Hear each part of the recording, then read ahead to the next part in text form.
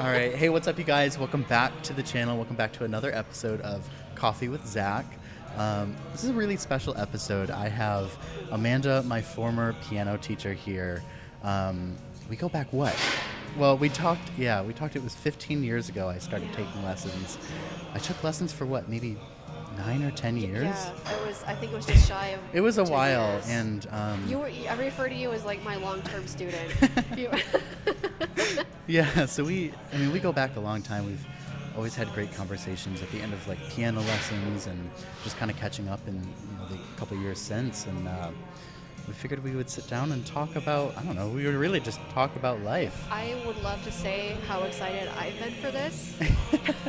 Yeah, we've been looking forward to this for a while. Yes, and it's like a reunion. Definitely. It's always a treat for me to get to keep in contact with students of mine, and it doesn't always happen. Like, life happens, the years get away from you, but the fact that not just you, but Lily and your whole family, like, we've kept in contact. So I don't mean to be like, tacky or anything, but I feel like I really got to watch you grow up and like to see you do all these neat things, and like then actually get to have a face-to-face conversation and make time for it. Like, it's just, I've been so excited about this. We always, whenever we do get together, we make time though. I mean, we'll sit in what? Last time we talked for like 5 hours. Lily and I ran into you at a Tim Hortons, didn't we? Yes. We won Rayton Davidson. Like, that was like a whole night. It was, but I feel like I'm such a softie with my students. Like, I really thought that if I saw you today, I was gonna break down crying, because it happens a lot. But I didn't, so that was good. That's funny. Yeah. So that was really good. I think it's not just awesome what you're doing with taking the time to talk to people, whether you know them or not, but to have those conversations and get stories heard. It's just, I think it's a powerful way to connect with people, and I was really excited that you actually wanted to do this. I was like, that's something that's going to happen to everybody else. Yeah, not everybody gets this opportunity. But I think it's fantastic. I'm just so glad that we got to do this. Yeah. This is And like a week before you leave for a completely new journey in state. And yeah, by the time this is up, I'll be in like a whole different state. I'll be in Nevada and just trying to get all settled. So this is a nice way to kind of sign off my time in Michigan or whatever. And I'm going to be watching for your en route travel vlogs. So. Oh yeah, it'll be fun. What's new? A lot. Yeah, a lot. I was gonna say we last talked in It was June? the summer. Yeah, it was like early summer, I remember. It was outside some coffee shop that I was like, this might be good, I like but that it might place. not It was be fun. good. It was, and your dad was like really nice and giving me helpful hints on how to purchase property and loans. Yeah, Great. they're almost done with their house now. They're getting close. A couple more months, and they should be getting ready to move. Is your mom excited? Is she happy? I think they're both excited, but now they're like trying to prep for the move and get everything all situated. Yeah. They're at the phase now where they're just putting all those little tiny details in the home. So my mom's been going back and forth to different tile places and picking out carpets. And I think that would be more stressful than actually like building a house. It is, yeah. Oh my gosh, there's a lot more thought that goes into that than like the whole design and everything. Yes. She's been looking at the same 50 paint swatches for weeks now. So, but yeah, it's been like quite the process watching them go through that. I know for sure I will not be building a home ever. Not something that I want to do. But yeah, they're almost done with that. I went back to school and then I dropped out again. So. Oh yeah, when was that? Yeah. Oh, this summer. You did. Yeah. I thought that there was something that you and I don't know if it was you and Lily, but you guys have been talking about going back to class. So I want to hear about that. Yeah. So I officially started. I was at Mott I made it through like 1.5 semesters. Okay. I got through the first semester. That was easy. It was over the summer, so I had like 2 classes, and they were back to back. Okay. They weren't like at the same time. Well, the problem was I was also working full time. So as soon as I had like a full course load in the fall, plus trying to do this, and I actually picked up like a part-time job on the side too. It was a lot. Holy cow, like between all of those things, I was doing something for upwards of 100 hours a week, and like that's not sustainable. There's no way. Oh my gosh, I feel like I could only have done that when I was in my 20s. Yeah. Well, that's the thing. Like, I've already been working. I've been working probably 60 plus hour weeks for a couple of years now, and like I think that's exhausting in and of itself, and then to add all of those extra layers on top of that, it's just too much. So yeah, I had to just pick what two of those things I wanted to cut, and it ended up being my day job at the time. So I got rid of that, and then I cut school. So now I've got my other job kind of turned into my full-time thing. So your other job, is that this one, the podcast? No. This is just totally just for fun. My other job, I had like an accounting job, and that was like 9 to 5, pretty rigid. Was that the one with the apartment complex? Yes, okay, yeah. Okay. So that was very rigid in its schedule, and it was a lot. It was a pretty high-stress job too. And then on the side, in about October, I picked up a talent management and influencer marketing gig. So that's totally remote. I can do that from anywhere. So I was like, okay, that's my flexibility ticket right there.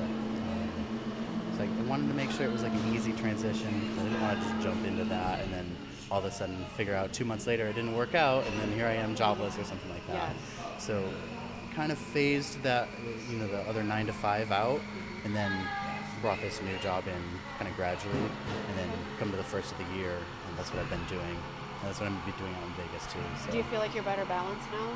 Much better balance. I mean, it's still a lot of work. Like, I'm still doing a lot, but I feel like I have time to breathe now.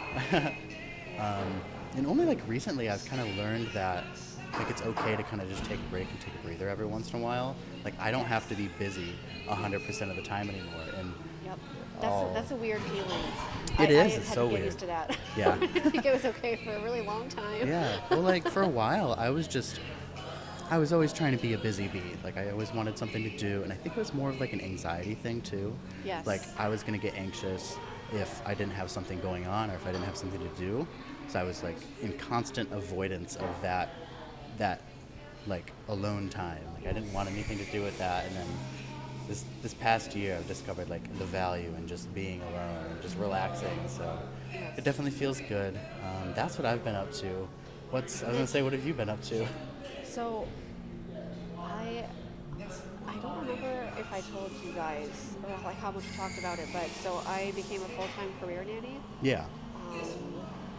Probably 4 years ago now. Okay. So, my primary job is working with families and working with kids. But then, there's a lot of other things I do on the side. So I do tutoring, private education, things like that. Mm-hmm. It definitely keeps me busy, but it's nice because it lets me work with my first passion, which was music. So a lot of times the families will ask me to teach their kids, piano or voice. So I get to keep that skill, but it's transitioned now more into something that I can enjoy doing. Okay, yeah. Instead of having it be the stress of like, this has to pay my bills, which is, it's very difficult. Right, yeah. I think it's, depending on where you are and what your market is, it's really difficult to make it work as a career. Yeah. I think. Yeah. So it sounds like you kind of found that sweet spot almost. Yeah. Like you're mixing your passions. And that's good to hear. It's really exciting. Yeah. Especially with COVID, there was this massive shift in childcare and families looking for different types of alternative solutions to like traditional education, right? Because everyone was going remote. So it was great to kind of use that tutoring element that wasn't just teaching and music and piano based. It was like academic based too. So I kind of got to use that skill set, bring it to the table with more of like a home-based non-traditional education setup. It was really, it's great. It's let me do all kinds of things that have like braided all my passions together. It's always nice seeing that like melting pot of all the things you enjoy doing, and then being able to jump into that pot every day for work. It's so rewarding in a lot of different ways. It's very beginning phases right now. Right. But I started my own business actually. Yeah. As part of like the side thing from like nannying and that kind of career path. So it's just it's laid out a bunch of opportunities that have been really a long time coming and discovering. Yeah. So I mean, what was it like, kind of seeing all of those things come together? And like, what was the timeline for starting that business and figuring all of that out? 15 years. Okay, yeah. It really Valid. was. So, it sounds like I don't know all the details of like your academic history, but it sounds like we had some similarities. And I went, I guess my problem my whole life has been that there's so many things that I love and so many things I want to be able to do. Right. That narrowing down just to one thing was really hard. So like I finished my degree, you know, I got my associates, I got my bachelor's, but having that path of how do I do all these things that I want to do? It took 15 years of, you know, multiple colleges and degree switches and, you know, career paths and experimenting. And that was hard, you know, because I think typically, socially speaking, there's this expectation that you go from point A to point B free and easy. Yep. So if you don't fit that point A to point B and you go from point A to like A and a half and like A and 3/4, you know, it can feel like you're failing, you know, and I understand that's that. a skill in itself to come to terms with how your own life goes and how well things do eventually work, even if it takes 15 or 20 years. Yeah. That those detours that you thought were just mistakes were actually really important cornerstones. No, those were like those were like the little markers along your path. Exactly. You're passing and if you those. hadn't had that, you wouldn't have had this opportunity. Right. So I really want actually to know, like if you've gone back to school, it sounds like you've had similar, maybe different reasons, but you know, back and forth. And I really want to know, like, as much as you're comfortable sharing, what happened. Absolutely. Yeah. Oh, I will. Let me dive right in. Yes. So, Do the right diving. out of. Also, before I start that, I'll make. I'll make a cut here, but can you like bring the microphone a little bit more like? Yes. Amazing. Yeah. It was just like sitting down here and it's like just a little bit quiet, but yeah. When I do that where I get to talking and I'm just like, so yeah, thanks. Yeah, definitely. Even if like you were to hold it, I don't know how you're able to hold it with your other hand, like your right hand. Since you're kind of angled in towards me. Okay, that's not my phone. Oh, it doesn't matter. Yeah. So, you know, I found out that I have allergies to my cat. So I'm pretty much always equipped with tissue and coffee. If it works, it works. I mean, so if I can't have tissue in my right hand, then I'll have it in my left, right? Yeah. We're just making our blooper reel. It's fine, yeah. So, yeah, let's dive into college because there's a lot. There's a lot to unpack here. Right out of high school, I think my school definitely pushed me to go into like the STEM fields, like science and math and all of that, because that we were told that's what gets you money and that's what makes you successful, right? All of these things that are just kind of shoved down your throat at an early age, and I think it has a lot to do with the academic system, not so much how like easily it is to believe those things, because they tell us that, and I believed it. Turns out that's not always true. But yeah, I went to MSU for half a semester for like, I think it was physics and chemistry were my two majors. Okay. That was a lot. That was a lot of science. Yes. Like I enjoyed science and math in high school, but then I got there and it was just a lot. So it made me realize that's not quite for me. And all of the lab work for like the physics side of things, I thought it was going to be a little bit more hands-on. I mean, I guess maybe I was assuming like rocket science or something interesting. Yeah. It was a lot of sitting in front of computer screens, and it felt like watching paint dry sometimes. So I was like, yeah, this isn't for me. Yeah. I need something that's a little bit more fun, on your day-to-day. So that, and coupled with some roommate issues and just a whole slew of administration problems, really. Okay. I withdrew like halfway through the semester. I just wasn't having it anymore. Yeah. I ended up getting a little bit of a refund, which helped heal that wound a little bit, but I just don't think I was quite ready for that big of a change yet, too. Yeah. So there was just a lot going on back then. Yeah. I came back home. I ended up getting a job at Menards. I was in sales there. Okay. And during that time, I was like, well, maybe I'll just go back to U of M Flint for like business and communications or something like that. Yep. So I did that for about a year. I didn't feel like I learned anything because I was still working through those core classes. Yep. So again, I was bored and it was just not my thing. So I didn't withdraw. I just did not go back for another semester. And I don't think I told them either. So I just all of a sudden just didn't register for classes. Yeah. I worked at Menards for a little bit. Then my aunt had like an opportunity for me. She was like, hey, my company is hiring a couple interns over the summer, and they were like paid internships. So that was, yeah, like I figured, okay, well, that might be a little bit better than working at Menards and being in sales, but really they would tell me to sweep the floor every day. Yeah. So anything but that, I was excited for. So I worked at this company. It was like an automotive supplier for, I did it over the summer, and they ended up having me do a bunch of training videos for them. So I was making these training videos, and I'd be in a little conference room recording like voiceovers for these videos, basically. I found that fun. Like, it was an all right gig for, I was still 18 at the time.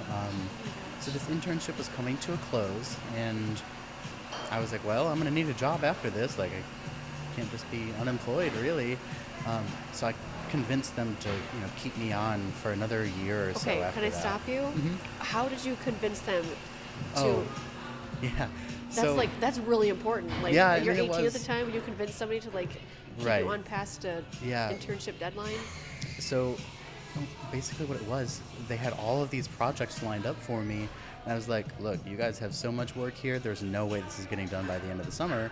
And they kind of wanted to revamp their whole training program.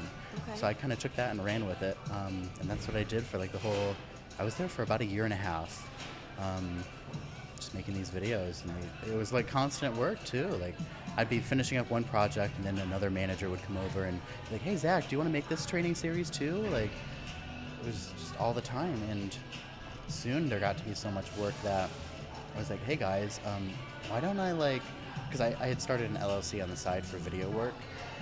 So I was kind of doing stuff on the side. I was fully insured and everything. So I brought the idea up. Instead of me being like your employee, or like, I was technically paid through like a temp agency, because that's how they did their internships. Yep. But I was like, why don't I just like come on as like one of your vendors instead of like an employee? And you were 18. Yeah. Well, then that would have allowed me to outsource some of the editing work to like my own contractors. It would allow me to take on more work and ideally more money. So they ended up signing a contract. I did a couple projects for them, and I think that's right around the onset of COVID and a lot of restructuring at that company. So that ended up falling by the wayside, but still it was like huge for me. It made me realize that this is possible. Like, you can there is a way to work for yourself, even though it didn't work out the first time. It kind of opened my eyes up to more like businessy opportunities. Yes. So what was it like to have your own business at 18? What was that learning curve like? It was a huge learning curve, that's for sure. I didn't know anything about it, really. Just knowing like there's all of this regulatory stuff you have to go through, and you got to get all your paperwork filed, and then what happens come tax season. There's all of these things that you just have to get in line, otherwise the IRS will come after you, and you can't play the I didn't know card, because it doesn't work. It doesn't fly anymore. Yeah. So just all of these little hoops I had to jump through and things I had to set up. It was definitely a lot. But yeah, I've kept the LLC open for like the last 4 years, so now I kind of just take on media work on the side and whatever comes my way. But after that, so that kind of fell by the wayside, and then I kind of, I realized, okay, I'm gonna need a new job soon, like something steady. Then I found the apartment job. So I started selling the apartments, and then eventually I moved to their corporate office in like accounting. So I was still in the business field. So let me ask you this. Mm-hmm. Typically, I would think that when somebody says, oh, you're going to work in the accounting field, you must have an accounting degree. No. So I would love to hear what your experience and opinion has been on the value of the kind of education that you took into that kind of role and how you got there. If it was harder or easier than you thought, if it was surprising that you had like the skill set that you needed to do the job, or if you had to learn it all on the job. I think a lot of the job was definitely common sense. There wasn't anything too complex about it. It was very deadline driven. I will have to say that. So it brought me to a whole new stress management threshold, which has helped. But as far as like education, there really wasn't that much that I would say is required. That's probably why they'll hire people without degrees to do it, because they don't necessarily like see the value in the education. They see more value in like that business experience and just being in an office environment, kind of knowing how things work, like inside a company versus just being fresh out of school with a degree. So I don't feel like it was a huge learning curve to have to jump into that job. It was really more like a high stress environment, which was new to me. I hadn't been in a super high stress environment before. Because with the video work, all those training videos, I was kind of in control of my own projects. They let me have creative freedom, and I was also working from home at that job too, because I had like my whole editing set up, and it was more efficient for me to do that than to go into the office every day. So I had a real shock of independence at 18, and then have to jump into this 9-to-5 world. It was honestly really weird, and I didn't like it too much, but I have nothing against the company, and I paid the bills for 2 years. So, during that time, I was like, well, if I want to move up in this company at all, I should probably get a degree of some sort in business or finance or, something. Because they did kind of tell me we don't require the degree to move up, but It'd be definitely, helpful. at that point, like once you get to a certain level, you just, they want somebody who really knows their stuff. You can only get so much from experience, even though the experience is really, really valuable. So then is that why you went back to school? Yep, this summer, that kind of prompted me to go back to school. I also had the Futures for Frontliners scholarship thing, which was going to make it free, except I didn't finish, so I got nothing out of it. But so that's basically where I'm at now. And then, so that was in the summer, and what was that summer experience like? That summer experience, I was still... Because you were there then, but you're not there now, so... Right, yeah. I was, over the summer, I think I was still kind of just adjusting to the new job, like, because I had switched to the accounting office maybe February of last year. So I was about 4 months into this new job, and I was finally starting to feel a little bit more comfortable with it. So starting school around then wasn't a huge deal. It was just once school went full-time in the fall, that's when things got to be just, it was too much to do at once. So, but yeah. I think there were several points where I went back to school, but it was probably the first one. And I basically had a full-time studio. I was teaching full-time. Yeah. And I remember one of my professors, I told them how many students I was teaching per week, and they're like, that's double what I ever had, even at my busiest. And I was also doing I think it was probably a 3/4 load of classes, and it was just, it was insanity. It was a lot, yeah. I feel like we have this societal tendency to cram a lot of work into our earlier, younger years, and then we just start to realize it's not worth it all. It's just too much to handle. Yes. So. I don't know why we all do it, but just about everybody I've come into contact with has had a somewhat similar experience to that. I think it's... So, I listen to a lot of things and I read a lot of things, right? Yeah. And this is kind of a topic of conversation that comes up a lot is, there's this drive, like a social pressure, whether you put it on yourself or it's just an influence that's out there, is you're expected to follow this certain trajectory of, making money or choosing the right degree. Yeah. There's all this pressure of choosing the right thing, right? And if you don't know what it is that you want to do, nobody ever really says that's okay. Right, yeah. And if somebody says it's okay, well then you still have to believe it yourself, right? You still have to give yourself permission to not just do something because it's going to make you more money, or you think it's going to, be a clearer career path. And I think there's like a deep-rooted social fear of quiet, whether it's external quiet or like being alone, or I think so. doing inner exploration to see what it is that you really want. And plus, if you're just coming out of high school, you've had, say, 12 years of all these other pieces of influence and culture coming at you to show you and expose you to different things, right? Yeah. But then that's still within a more of a closed quarter sphere of a school. And then you get out into your life of that independence shock. Yeah. And that's a completely different skill set and a completely different experience set. And I feel like it's not fair to students that if you are somehow required, like if you're going to interview for a job and somebody says, we're not going to hire you because you don't have experience, well, if they don't have the experience because they haven't experienced life yet, right, yeah, then how on earth are you going to know what it is you want to do with your life until you go out and do some stuff? You know what I mean? I think that's one of the main reasons people job hop a lot right now. Yes.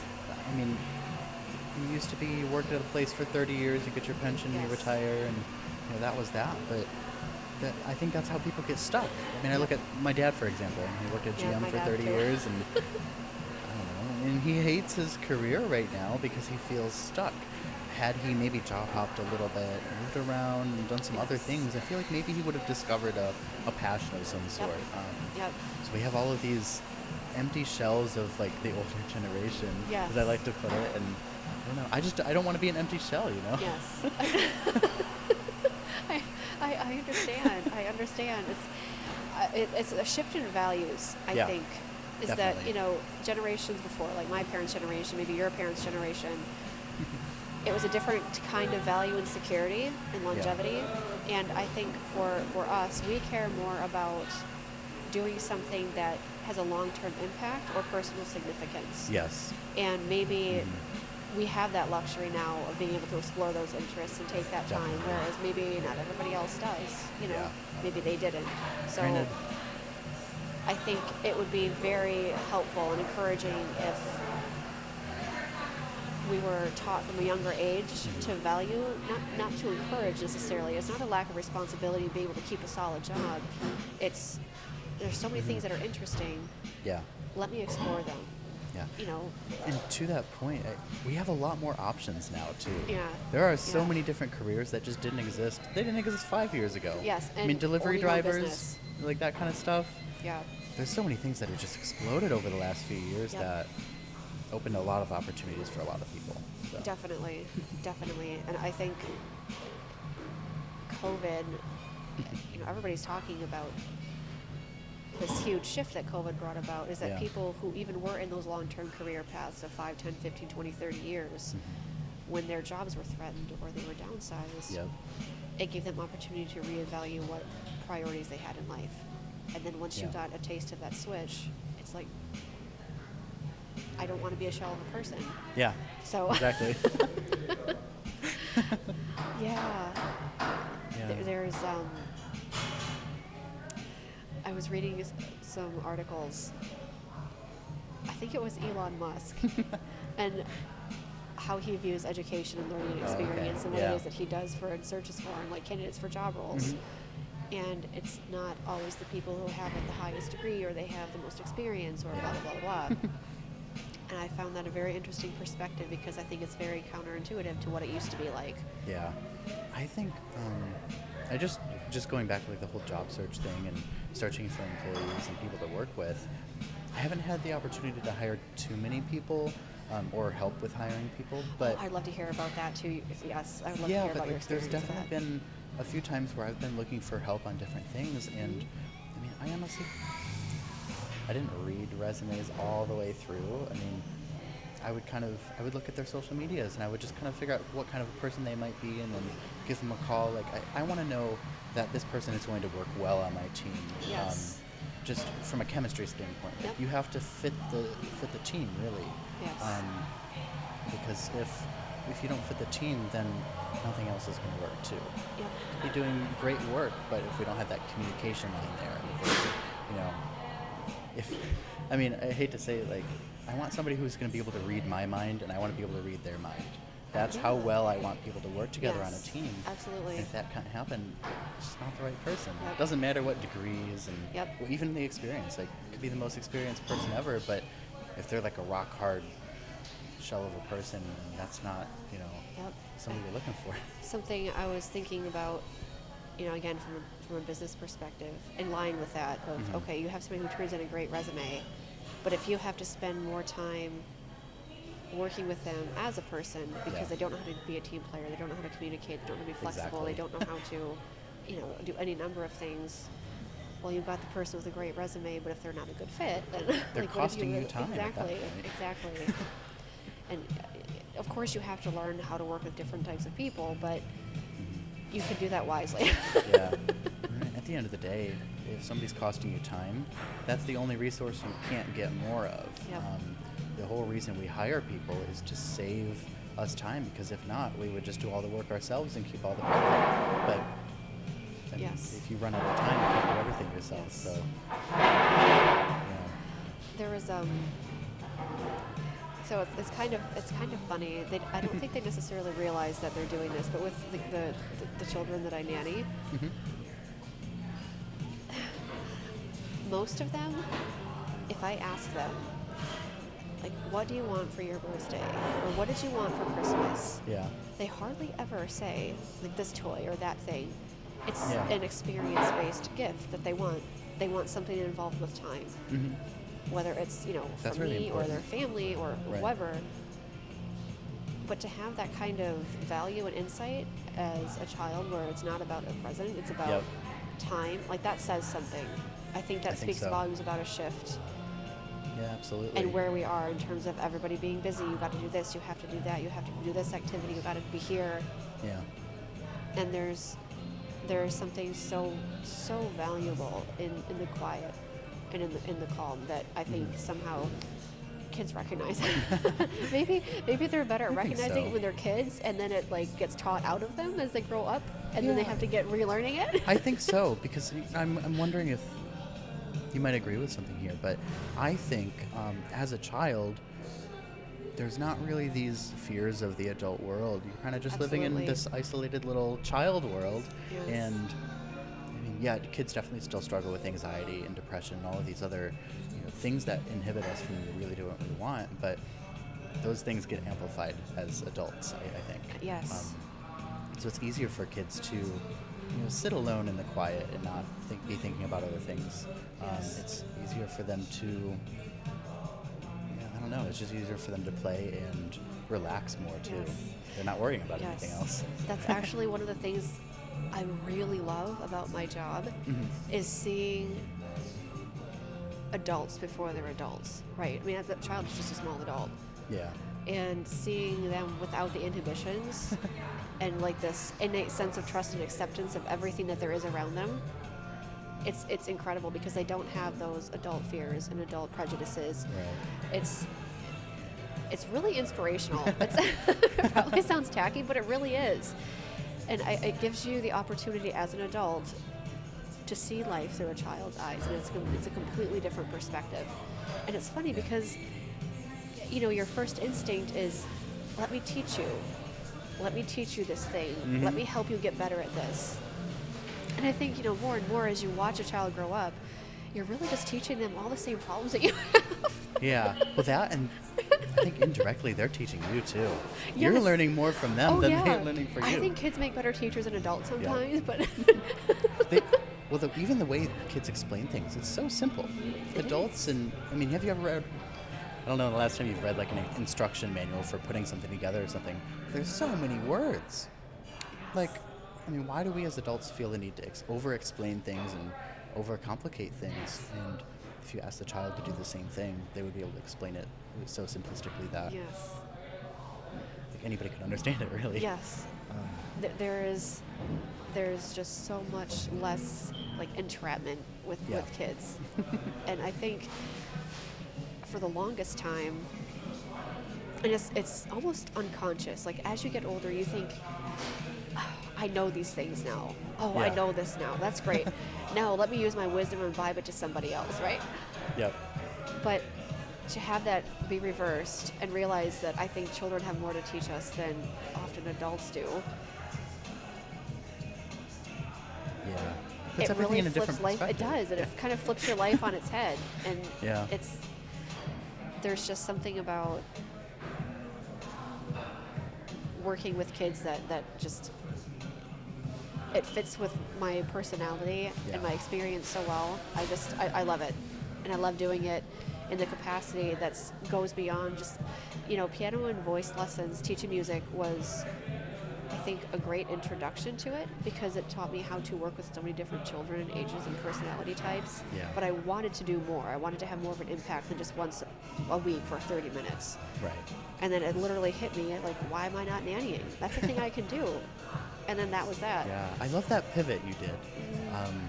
You realize something more about a specific opportunity, you just go right after it. That's awesome. Yes.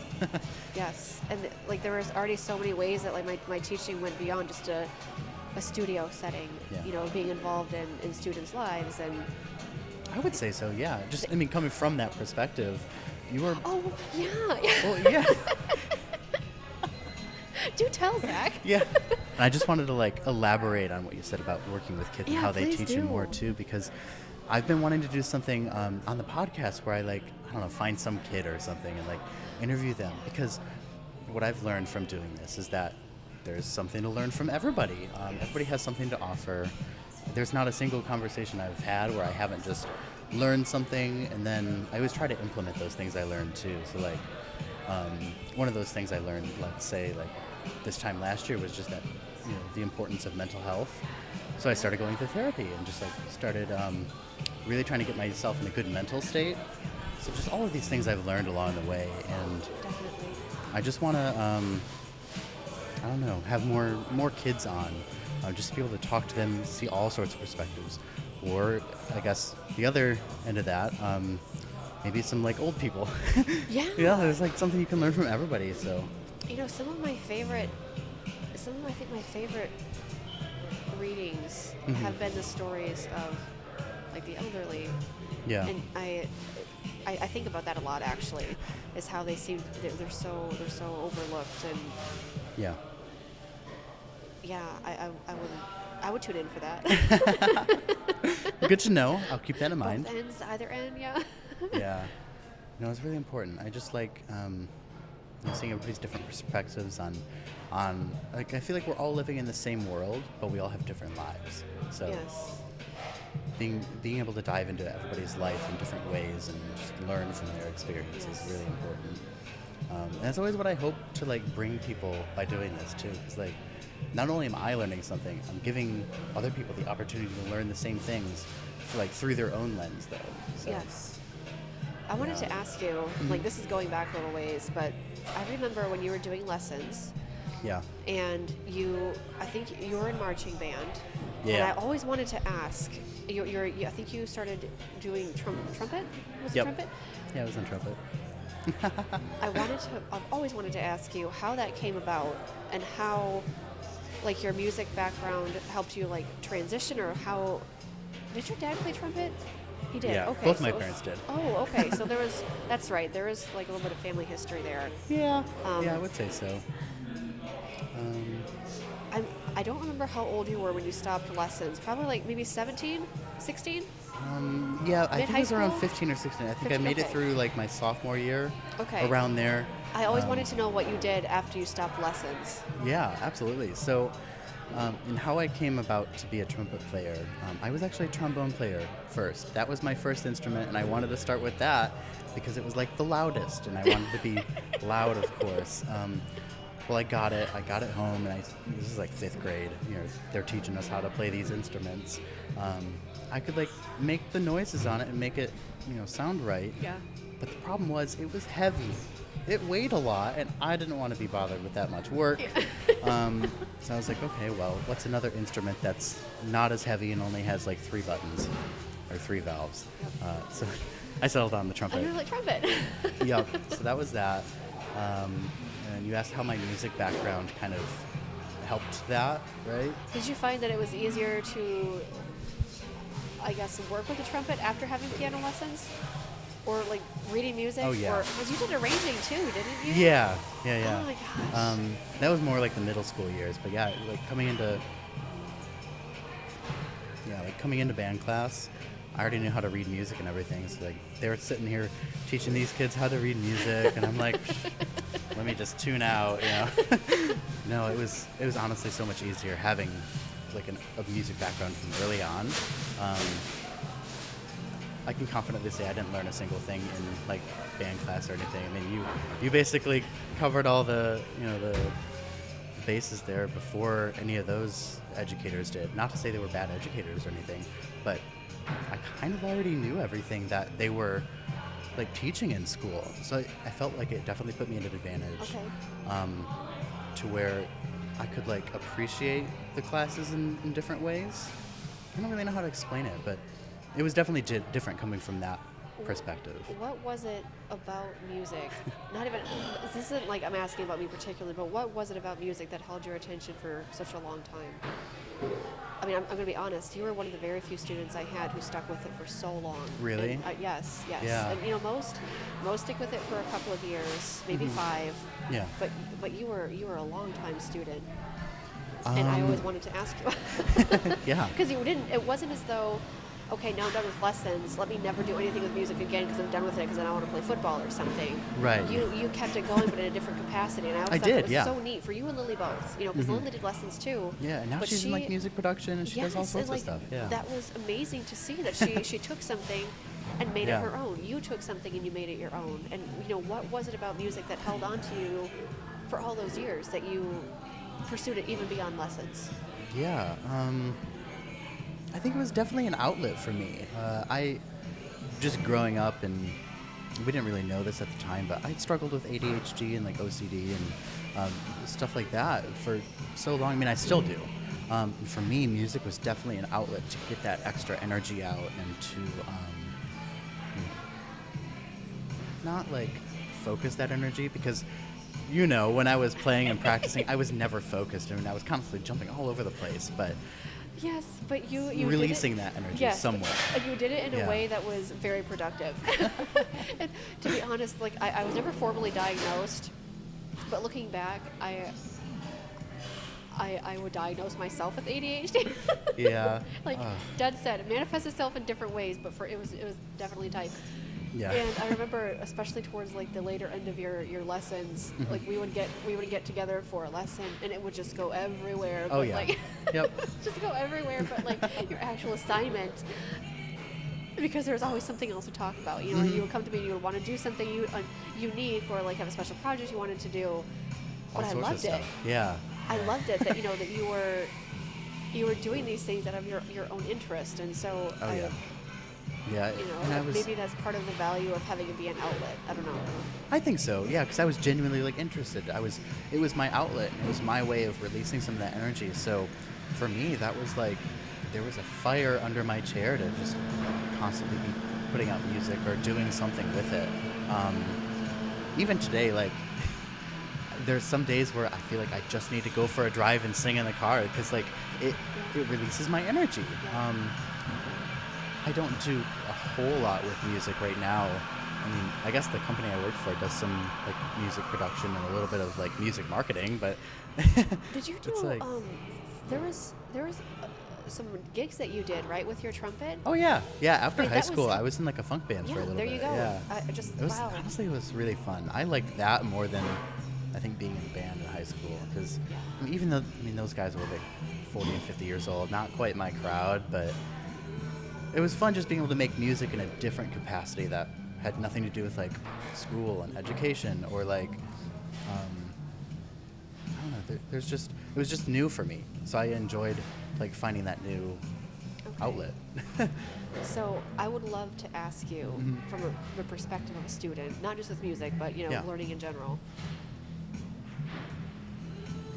Do you think that the love of learning or pursuing something based on your experience is something that you have, or is something that's fostered? In other words, if I have a certain student come to me, there's certain tendencies and interests and personality traits that student has that works and doesn't work so well with music or with the study of something. Because if their passion is gymnastics, they will have a different focus and feature of music, right? So as a teacher, the idea is to work those interests into a usable purpose, right, for whatever task they're doing. So the idea would be to foster a love of music in a child who also happens to love gymnastics. Yeah. So is it something that you can build as a teacher, or is it something that you do or don't have as a student? I think you can absolutely build it, and I have a personal example of this because I'm not a history person. I mean, I know history fairly well, but by no means would I go get a history degree or like want to work in a museum or something like that. But I had, it was my AP US history teacher who just had a passion for it. You could tell, just every day she would come into class just so eager to share that passion with us. And I think passion is contagious in a way. Like your passion can rub off on others. And it made just about everybody in that class enjoy it and, want to learn more about it. So it's definitely something that could be fostered and built. So how did she use that passion to affect you? What did she do to just the overwhelming feeling of enthusiasm and did she teach unique ways? Did she bring unique activities, or did honestly, no. I mean, you come in and it was a lecture. It never felt like a lecture though. It always felt like a discussion. Everybody was, she wouldn't force people who didn't want to participate, but there was enough based on her, or coming from her enthusiasm. There were enough people who wanted to chime in for discussions. She didn't really have to, pull teeth to get people to participate in class and stuff like that. I think all of the energy in that class came directly from her. So going back to what we were saying earlier about the idea that kids know more than I think that we as adults tend to give them credit for. I think so. I asked you and Lily both about this a little bit, I think earlier in the summer, but I can ask it, until the cows come home. How much differently do you think your education would have gone if you were maybe given, I don't want to say more of a voice in how it went, but if your teachers had taken more into account your value as a person and not just thought that I'm the teacher so I know how to teach you guys. Do you know what I'm saying? I think if I had a little bit more of a voice, I might have found my passions a little bit sooner. If I could really choose what I wanted to do in school, or if everything wasn't so rigid, I guess to put it in better terms, I probably would have found my passions a little bit sooner, or been on a closer track than kind of being shoved off into math and science world, because that's what they said would make us successful and everything. I think it would have been more helpful just in general, having a little bit more of a voice and being able to have the freedom, I guess, as a student to do what I want instead of what's required and all that kind of stuff. I don't know if that really answered your question. No, it does. I think there's again, not with everybody, but I think there's a tendency to think that young people or young students, young adults don't know what they want, or they shouldn't know what they want to do, or what they don't have enough of this or this kind of experience, and so it's almost like you don't trust the student enough to make decisions. I mean, me coming from me, I knew what I wanted. There was always something I wanted, and when I didn't get it, I would let other people know usually. So it's I was always a person who knew what I wanted, and I wanted it now, and I was it's probably not sounding very good, but I had people listen to me a little bit more. That's so valuable. I remember one of the clearest impressions I have from when I was young. I was probably 13 or 14 at the time, and I was just I'd just been in piano lessons for a couple of years, but I knew what I wanted. Yeah. I knew what I wanted to study. I knew how I wanted to learn. I knew what type of work I wanted to do, and I remember taking that to my teacher at the time and saying, this is what I want to do, and she shot it down and she was like, no, you can't do that. You're not ready for that. And I was like, but I know that I am, and I was right. And so I found a different teacher, and when you have that kind of right environment, your abilities blossom. But I remember that experience so distinctly because it was a time I felt dismissed. I was 14 or 15 at the time, whatever I was. And it was like that impression of you don't know what it is that you really want to do, or how you should learn, or what you should like. I have to say, you never once did that with Lily and I. There was always those books that, those piano books. I don't know what they're called. The books. Everybody always starts with the books, but the second I came to you with a piece I wanted to learn, you never shot it down or said you weren't ready for that, and you did your best to try to teach me and get me to be able to learn it. Even though, there were definitely some times I came to you with some stuff I was never going to be able to play, but I liked it and I wanted to, I wanted to pursue that, and absolutely, you were just all for it. So how could you not be? I don't know. You see somebody who's excited about something, why would you shoot them down? Exactly. I don't think I'll ever be that person. I'm usually I'll be excited about it too. Yeah. I'll be even more excited if it works out and you can like perform this piece. Yes. I think it's not fair. You know, if adults are the teachers and they learn their values and their passions from you, so if you aren't going to support them in that, you know, what a bummer. Yeah. Yeah, I think there's nothing worse than being passionate about something and having that passion not be reciprocated by the people you look up to and like your parents or even educators. Like, I feel like that's what really stops a lot of people. So looking at like way earlier in the conversation, you know, we were talking about all these trajectories that people follow, right? Of like their experiences, the job hopping that they do. How do you, like, when you look back on the things that you've done? I mean, if I'm understanding the timeline right, if you were doing your LLC around 18 or, you know, post high school, and you were like giving work out to contractors, you were looking at resumes. So what was it like to be, you know, 18, 19, 20, whatever it was you were, hiring people who may or may not have been your age or older? You know what I mean? Like, well, there were definitely some people who applied who had more experience than I did.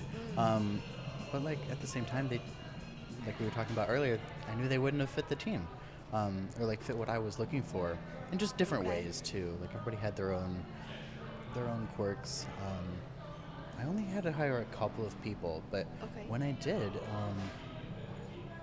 I would just kind of look at people's resumes, and I definitely wanted to get to talk to them. So I was in a position where I could just call everybody who submitted like applications or whatever, who reached out to me. I understand that now a lot of employers, they might get 1,000 resumes. You can't take the time to call everybody. Right. But I was lucky enough to be able to do that. So I did. I mean, I called people up and had a couple conversations. The ones that went really well, you know, they got the position or whatever it was. And the ones that didn't, I was like, oh, sorry, but I don't think this is going to work out.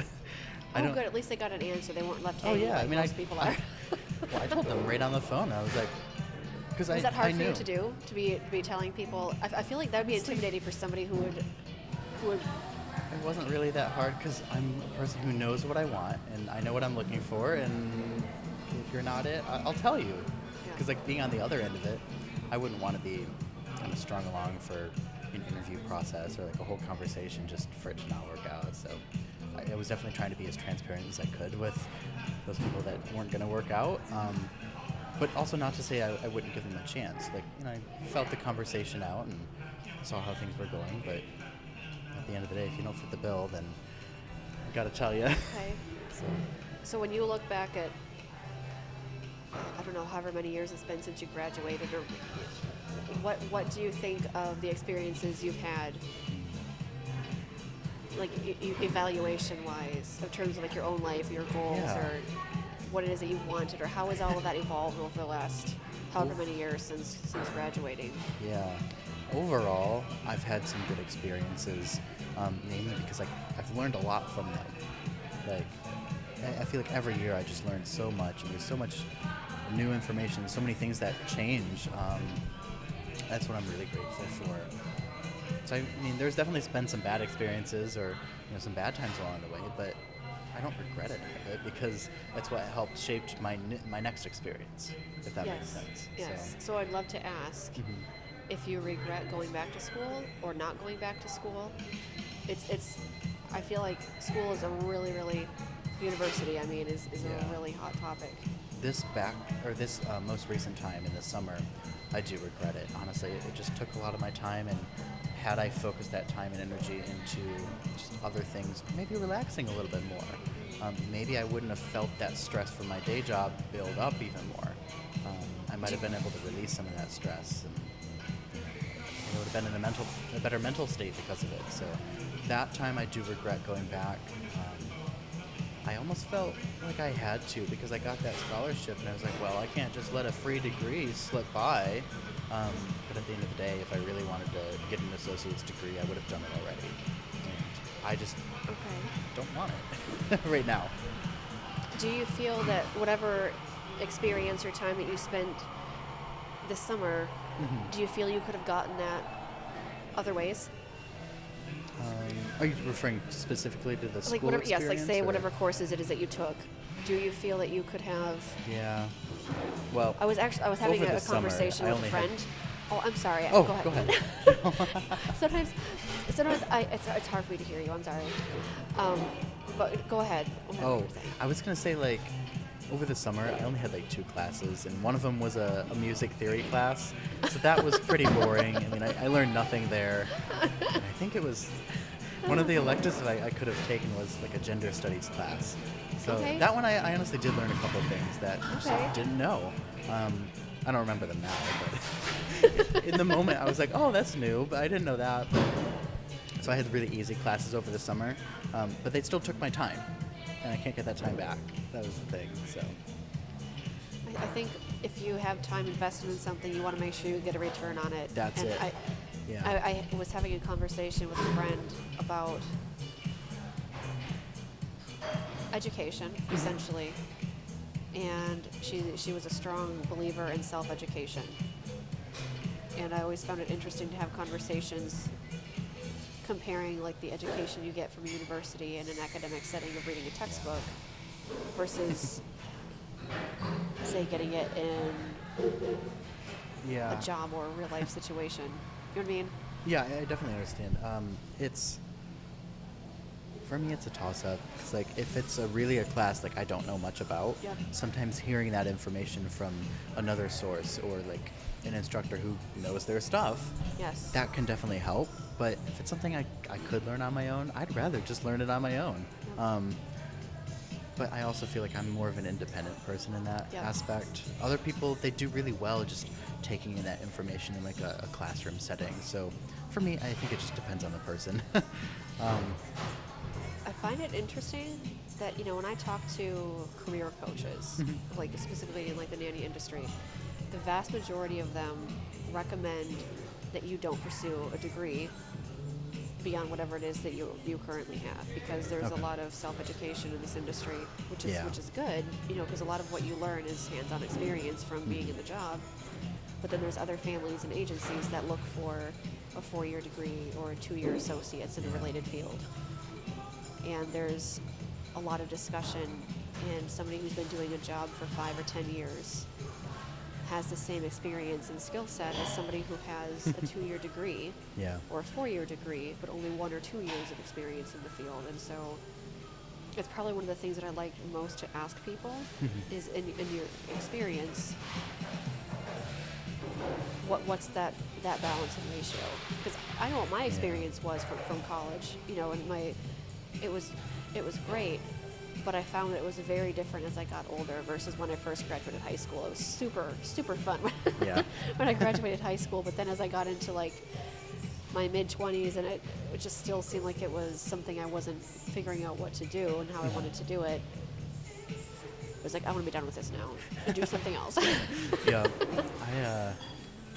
Gosh, I definitely understand that. And you said it's all about getting return on your time investment. And honestly, the monetary investment too. Like if I'm spending so much money on school and I don't feel like I'm going to get that back, then it makes me question it even more. But my time, like I didn't feel like I was getting my time back in other ways, or like getting return on that. So for me, my experience, I don't think it was worth it. So, are you moving to Las Vegas in pursuit of an opportunity or for fun?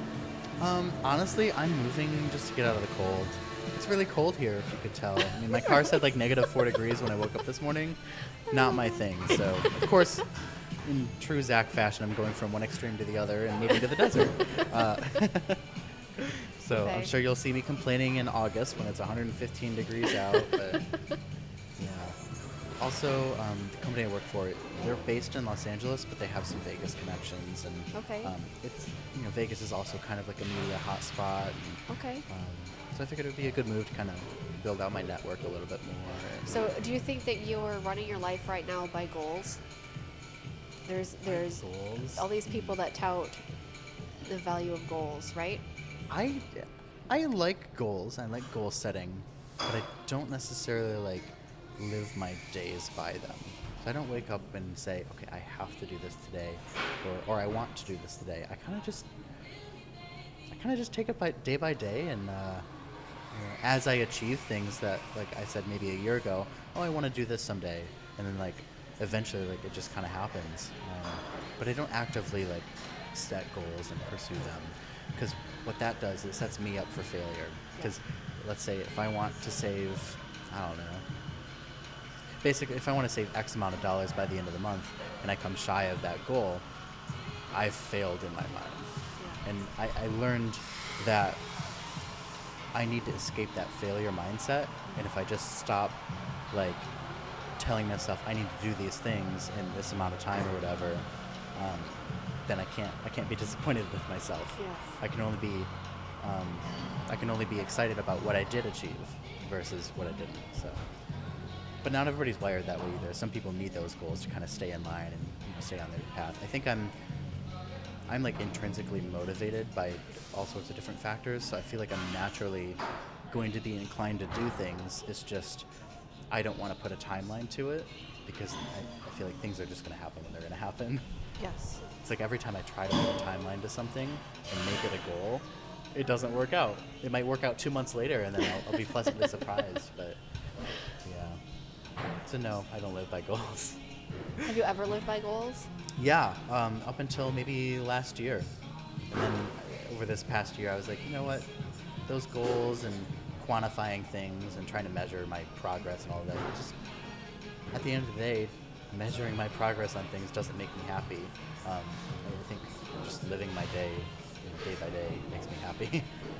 Yes, I think goal setting is a very interesting concept. Yeah. For good and bad reasons. Yeah. And like there's definitely people that do well with goals and goal setting. It just depends on the person. Yeah. What about you? Are you more goal oriented or not goal oriented? I would say probably somewhere in between. Yeah. Actually, I find that I can speak out of both sides of my mouth on pretty much any given subject. So when I meet or talk to people who are very goal oriented, I often find that when they're that single-minded and single-focused, Yep. they miss a lot along the way. And it becomes an almost obsession. Yeah. Oh yeah. Where they see nothing else. Yeah. Or even if it's like one large goal with 20 smaller goals, then things become a checklist to them. Yep. And then, not everybody, but it becomes That's me. more You're talking of a way about of, me. Well, it becomes a way of life. It And does, I yeah. struggled with this myself because, especially when I was younger, there was all these things I wanted to do.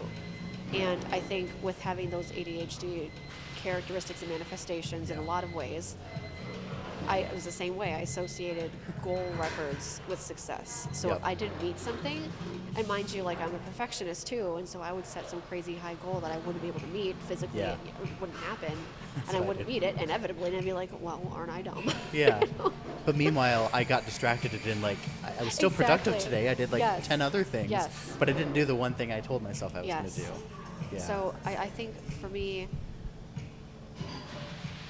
I'm always in pursuit of something, but the things that I value and I prioritize now have shifted so much from where they were 10 years ago, and especially the fundamental reasons of why and what it is that I find important now.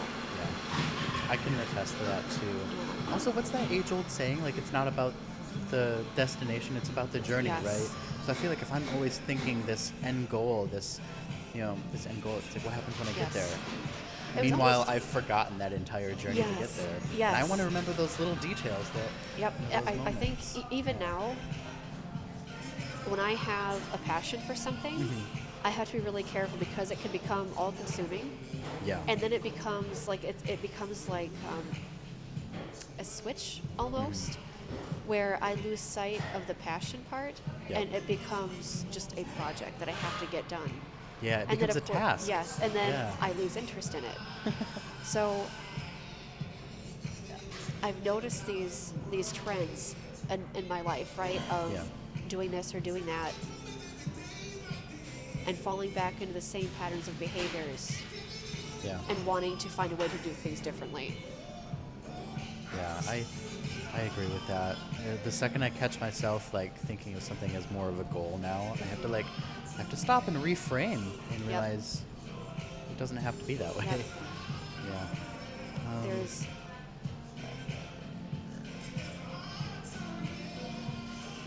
I think there's like a fixation on the idea of success. Yep. And I want to say that everybody defines it differently, of course. Right, yeah. But generally, you can ask anybody and they want to be successful somehow. But I think the way that we approach it and what we define as success is kind of fundamentally screwed up. Yeah, so we were talking about success. You mentioned like everybody defines success differently and has their own views on it. Do you want to like, I know you like just like in the middle of a thought there. So I have so many thoughts about everything all the time. Yeah. So I think it kind of goes back to, it wasn't really a topic of conversation, but something you said really stuck with me of the value of mental health, right? Of stepping back and doing what you needed to get to a better place mentally. And I think that's part of the reason why our idea of success is fundamentally screwed up. Yeah. Because what I would notice is that, you know, when my ADHD was somewhat functioning and I would achieve a goal, I never like arrived at the point of like, oh, I got it. It was well now what? Well now what? Yeah, what's next? What's next? Yeah. Let me make something else up. And I started looking at my life in these constantly ongoing trajectories of the next thing, the next thing, the next thing. And it made me step back for mental health reasons of like, what is it that I'm doing? Yeah, it's like, when is that going to end? Yes, like, what? Yes. And I had this like fundamental, I want to say, aversion to like living life in this way that never seemed to be able to be fully realized, if that makes sense. Yeah, we're getting in deep there, but yeah, I definitely understand that. Like, I was always so goal driven and numbers driven. If I couldn't quantify it, I didn't need it in my life. I didn't want it. Like, I didn't know if I couldn't measure it, then what's the point? But now being on the other side of those thoughts and like looking back, like, what was I doing? I was, and I don't even remember it. Like living like that, it makes the time go by so much faster when you're constantly like in pursuit of that next goal or that next little, what do they call it? Like you get this high of, what's that brain chemical that happens when you reach? That's probably it. I don't know. We'll just call whatever it that. Happens when you reach a goal or you feel success. You like, I don't know. Your brain like it literally makes some sort of chemical and it makes you feel good for a second, but then that high, comes down, and then you're like, okay, what next? Well, now what? Yeah. It's like one of those. They always say the grass is always greener. You're always, if you're living each day in expectation of like getting somewhere, doing something, when you actually get there, it's like this overwhelming sense of depression. Yes. It makes me wonder if I'm going to go through that when I move too, because right now I think I'm glorifying this idea of moving away from Michigan and getting to somewhere warm with all these new things, but really I feel like I'm still going to be feeling the same exact way, just 60 degrees warmer. At least you're doing it in warmer weather. Yeah. So that's interesting. I would love to know your experience of the experience. Oh, absolutely. Yeah. I had that same kind of feeling of like, I've never lived outside of Michigan. Let's do something. I spent like the 9 months in Texas. In fact, I was like, this really isn't any different. It's just one. It's funny you brought that up, because for a while, I always thought like, oh, I'm just gonna grow up in Michigan and I'm gonna live there for the rest of my life. But I think when you did move to Texas, I was like, wait a second. Oh yeah, people can like move out of state and like you can live other places. Really? Yeah. Well, it was like one of the first instances where I remembered like just like realizing that's a possibility. And of course, I think I was still in like school at that time, so that was never on the horizon for me at that point. But I'm just like, oh wait, yeah, people can like move and like go different places with their lives. And even growing up, I had family that was like out of state and just in different parts of the country, but it never really occurred to me that like I could go there, or I could do these things too. They just live there, like that's where they're from, you know. That's their Michigan. Yeah, so it's so funny that you brought that up because I think you put it like a Facebook post or something. You're like, I'm moving to Texas or something like that, and my whole family was like, wait a second, what? Surprise. Yeah. No, I think that was it's funny, but I would say probably a good part of my mid-20s and late 20s was spent in pursuit of some kind of goal that just wasn't it wasn't like, I think at the time I was realizing that doing a full-time studio was essentially like gig work, and it was very difficult in a long-term capacity to be sustainable. Right. For reasons that are unimportant, but it was like a realization of I have to do something different. I have to do something different. So what can I do? And that's sort of like the catalyst of, okay, well, I should go back to school. What do I need to study? What do I have a background in? What will work? And it just was like this series of unfortunate events that ended up being a cornerstone for where I am now. Yeah, and it's like, as soon as you realize you have to do something different or you have to move on to something else or whatever, I feel like, at least in my mind, that triggers this pursuit of like something measurable. How do I determine whether my next move was more or less successful than the move before it? Like, it's that never-ending cycle. I think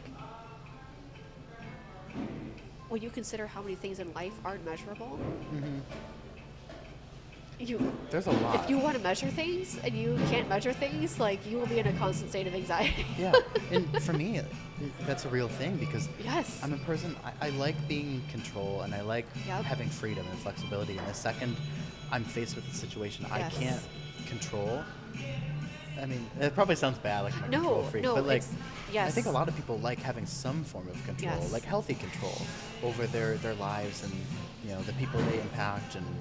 I heard an analogy where if you take a person and you put them in a cubicle, right, it's 3x3, they'll be going stir crazy in a day. Then you put them in a 6x6 and they'll be like, oh, I have so much room and I have so much space. Yep.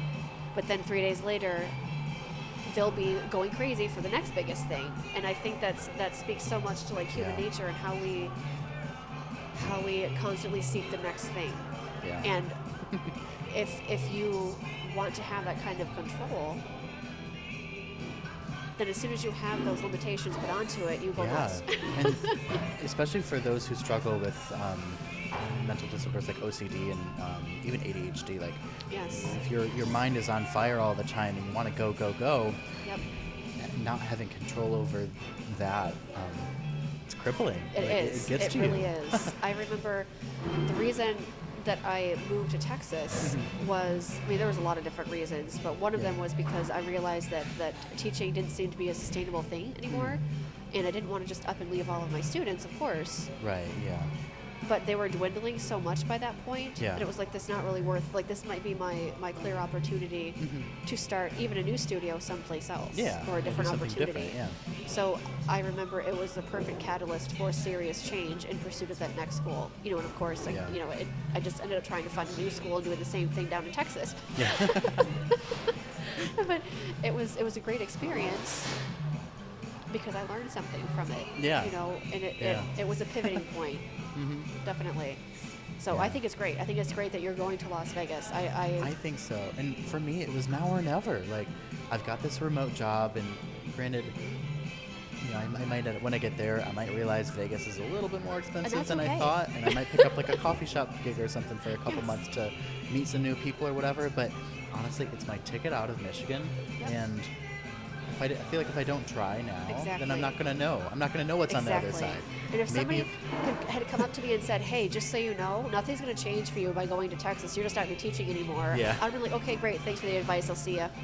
I'll see you in Texas. I'll see you in a year. And some things, I mean, I think it also pertains to just kids and students in general, is that, you know, as adults, you want to say, hey, don't do this thing, I can see what's going to happen. But you have to understand the value of letting someone do that experience for themselves. And it doesn't matter. Go through it. Yes, exactly. And it doesn't matter. Like, whatever you find in Las Vegas, you've done the experience. Right, And it's great either way. Yeah, there's definitely value in letting people go through the experience themselves, because at least then it's their experience. It's not it's not coming from outside perspective at this point. You only know what you know by your own experience. Yeah. I mean, and sure, the idea is that you don't have to go get hit by a car to know you shouldn't play in the street. Right, but yeah. some people need that. Ideally not, but right, yeah. some people need to do the thing in order to know not to do the thing. And so like you tell a kid the stove is hot. Sometimes I was that kid who had to touch it to make sure it's hot. Or like a server will come in, put the dish down, they're like, that just came out of the oven, it's hot. The first thing I do is I grab it, yeah. You gotta live the experience. Yeah. I had the perfect illustration of this, and I loved it. It was great. I was working, and one of my nanny kids right now is a toddler, and we were learning about things that are hot, and he knows that coffee is hot. So he saw the hot liquid being poured out of the cup, and I was like, if you touch it, it's going to be hot. It's going to burn you. So he's like doing this, and he's like, hot, hot. And I was like, you can touch it. You can see that it's hot. Then you'll know not to touch it anymore, but you'll know by experience, and that's okay. Do I want you to get hurt? No, of course not. Yeah. That's not safe. That's not ideal. Yeah. But there are some things I think that are best learned by experience. Yeah.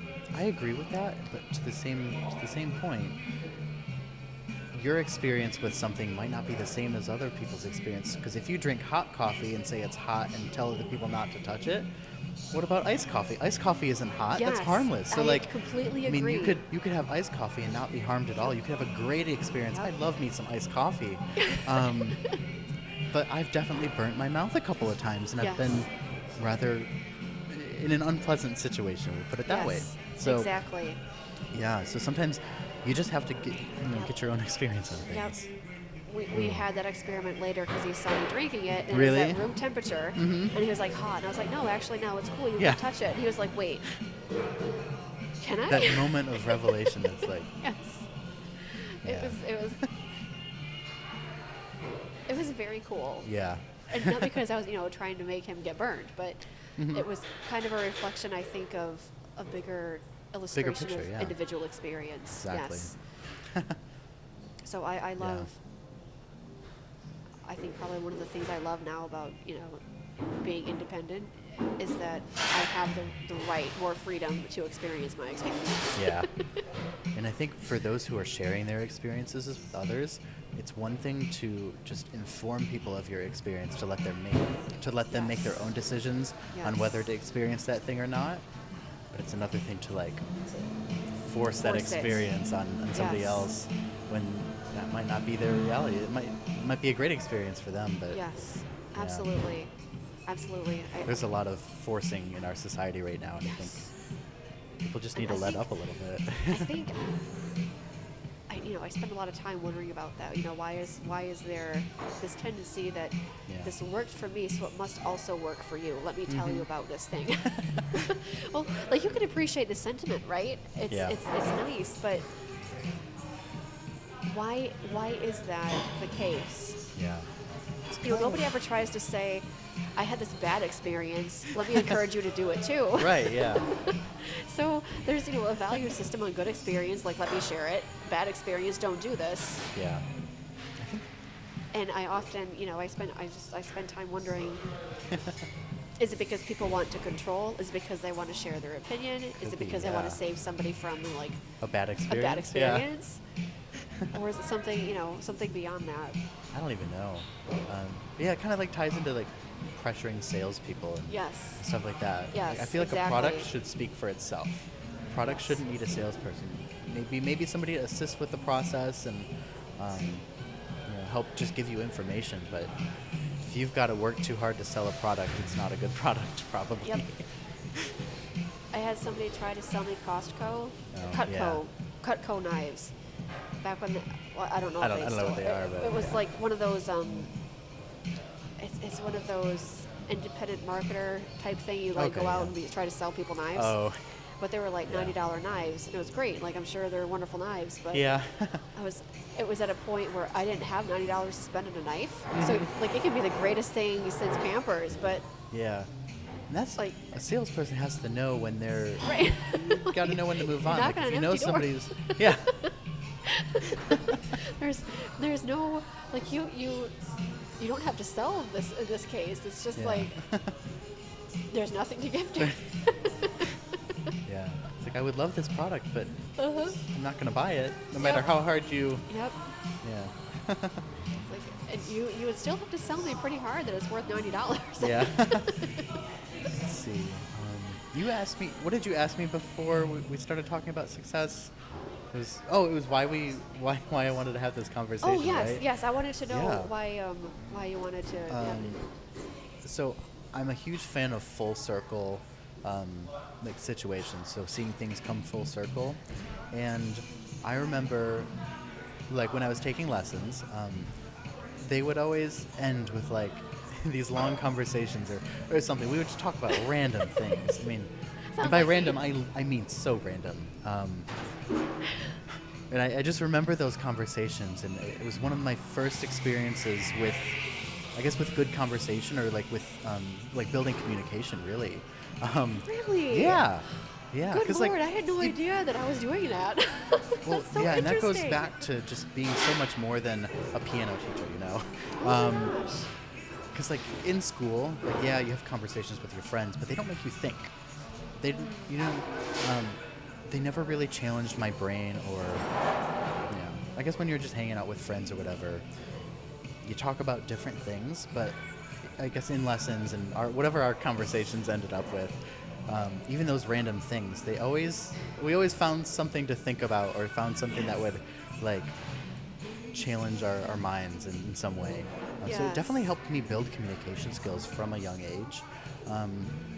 And I'm sure you probably noticed on the other end, but we would, even when I was like 7 years old and I first started taking lessons, we would still talk about random things, but they were like 7-year-old random things. And then as I got older and started, you know, getting more of my own experiences in life, it was cool looking back to watch those conversations kind of evolve and change. And Oh my word!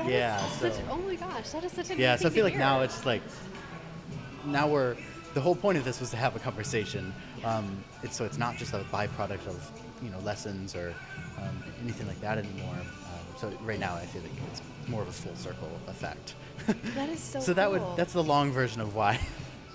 So what is it about people's stories and their voices and their conversation input that is, what word do I want to use? My back Why is hurts. it so important? Why is it so, Yeah, that's a good word for it. like, people can say conversations are important, but you're doing something about it. You're actually like seeking people out Yeah. to have conversations, Yeah. record them so other people can hear them too. Why is it so important? I guess it comes back to like a love of learning. I might not read a lot of books, and I might not read all the way through every article I come in contact with, but I still enjoy learning. It's a passion of mine, but I don't necessarily enjoy learning in like a traditional educational sense, right? I believe like everybody's a teacher, and you have something to learn from everybody, and it's just a passion of mine, really. That's why I feel like good conversation and communication skills are important, because without those skills and those experiences, you can't convey your story. You can't share your experiences and your knowledge with others without those skills. Well, you can, just in different ways. Yes. But I don't really know where I'm going with that at all, but yeah. That's okay. Sometimes conversations are like that, you know? Yeah. Well, that happens all the time too. People just like start rambling and rambling. They get on this crazy train of thought, and then the train derails. I find it, I mean, to be honest, Mm-hmm. I mean, I'm not like creeping on your Facebook or anything, but, you know, I love the fact that I have connections to students in that way. And Mm-hmm. you are, I mean, there's other students I have who have, you know, Facebook accounts, but you are one Right, of yeah. the very few, and I mean very, like two, who are actually active. And when I noticed that Mm-hmm. you had like these offshoot things like Coffee with Zach. Oh yeah. But it's yeah. inspirational to see you doing something that meant something to you. Yeah, You know, because like I said, most people would just be like, hey, I'm in Starbucks, I have a conversation, and then forget about it as soon as I walked out the door. But, you know, you're actually setting up materials, and that's on a different wavelength. I think so too, and I don't know. I mean, did I ever mention how this came about? Like, what prompted me to start this? We might have talked about it a long time ago, but well, it could also like be filling in the gaps or making things up. That's very possible. But so I'll relay what I think I know, and you can tell me how right or wrong it is. Sure. I thought I remembered hearing something, or you telling me something about a homeless person. You were absolutely right. I was? Yeah, so... Okay, that legit happens where I think things have happened that haven't happened at all, so I really wasn't sure. No, you're absolutely right. I was coming back from visiting a friend in Denver, and I had this huge layover in Charlotte. And I didn't want to sit in the airport for, I think it was like 12 hours. I was just kind of done with airports at that point. So I got out, I explored the city a little bit, and I ended up sitting at a Starbucks for a few hours just working on my laptop. And a homeless man came up to me and basically asked if he could, check his email account on my laptop. He was waiting on some job applications. I was like, go for it. Yeah, please. I want to see this guy get a job, right? So I helped him, get logged into his Gmail or whatever. And we started talking about, so we talked about education, trades. He was like a tradesman. And just he talked about his life a little bit and just all sorts of different things and I was 18 or 19 at the time. It was like it's just a conversation that most 18 or 19-year-olds don't get to have. So after that ended, I was just thinking about it on my flight back, and I don't know, a lot of the things he said just resonated with me a lot, and I was like, wow, I just learned so much from this homeless guy, and it's like one of those things where you wouldn't have expected to learn so much from just a simple conversation in a Starbucks. Yes. You wouldn't have even expected the conversation to happen. I mean, before then, I kind of just went to coffee shops and I got my work done, or, I was in my own little bubble. And then that moment kind of opened my mind to talking to other people and just seeing what they have to offer the world, really. So that's how it started. What got us on this topic again? I don't know. I was asking and talking about how interesting I thought it was that you actually did something about it and how it came about. Yeah, so that's how it came about. Okay, so... I mean, it was a process Did you after that, find... This might be a very strange or particular question, but when he came into the coffee shop with you, did you notice that there was like any kind of change in the vibe of the coffee shop, or was there like... No. Okay. Honestly, no. I mean, he was probably a regular there, maybe. They literally seemed to know who he was. So okay. I think they gave him like a free drink or something, and that's awesome. So I mean, nobody. Okay. I mean, I kind of know what you're getting at. Like, nobody seemed fazed that he was in there. Okay. But me being a newcomer to the Starbucks, like, I mean, of course, I didn't expect him to walk in and come sit next to me and ask to use my computer. Like, but I also didn't feel fazed by it at all either. It was a very natural occurrence, as odd as it might sound. The reason I asked was because I had an experience with a few different families and their children. Thinking about how children are, of course, they're taught by parent perspectives. And we came across a situation where we were driving to the grocery store or something on the way home from school, and there was a homeless person standing on the corner with a sign. And my nanny kid ended up asking, like, would I give that person money, or like, don't give them money, or like, whatever it was. It was Mm-hmm. a very typical perspective of what a homeless person, how you would interact with them, and right. it led to a very, very cool conversation. Yeah. About kind of breaking that personal bubble in a different capacity, but it was from a child's perspective of learning to be like more inclusive and not just dismissing those cases or those people, and kind of being prepared to do something about it maybe someday. And so I think that was, most people I feel like would not have done what you did in that situation. I don't think they would have either. either. The conversation with somebody, it would have been. And they would have missed out on a great. They would have. Yes. Yes. Yeah. And I mean, there's this stigma about homelessness, and there's a lot of stuff surrounding the word there too. Yeah. But I didn't get any of that with this gentleman. He was very, I guess for lack of better terms, normal, if you will. the conversation was really fun. I can't say anything but great words about it. It was a great experience. And then a couple months later, I actually got connected with this this like family shelter program in the area. I don't know if you've heard of Family Promise at all. Yes. Yeah, so I got connected with the Genesee County like group program. Okay. I'm losing my words Is here. it is it a chapter? I don't know if it's like a chapter, okay. but basically like in different cities they have different, Okay. they're all part of the same parent organization, Okay. but it's just like, the Genesee County people are kind of just focused in Genesee County, like, they can't really, they That's usually like don't their have the service resources community. yeah, exactly. Okay. Like, they have the resources for their community and not necessarily the ones for Detroit, so they're just based on different geographic locations. But I think they were looking for like a videographer or somebody to make some promotional videos for them. And my mom was friends with somebody who worked in the organization. So they put out a Facebook post, and my mom shared it with me because she knew I was looking for like video work. Yeah. And I was like, oh, this is cool. Like this seems like it would be a good thing to get involved with. And working with that organization ended up kind of opening up my eyes even more to those stigmas behind homelessness and all sorts of other reasons people can become homeless outside of the stereotypical like job loss or things like that. Like, this organization has had people who have lost their homes in a fire, and if it takes forever to get that insurance check, what are you going to do in the meantime, right? Exactly. Yeah, it was like very eye-opening for me, especially at such a young age, really. 'Cause I feel like most 18 or 19-year-olds are out partying in college or whatever, and here I was like learning from people and doing all these different things. So let me ask, kind of on this note. Yeah. What is most concerning to you right now? Whether it's your personal life or just the world in general. Like, what's most concerning, and what is your driving passion right now? Or passions?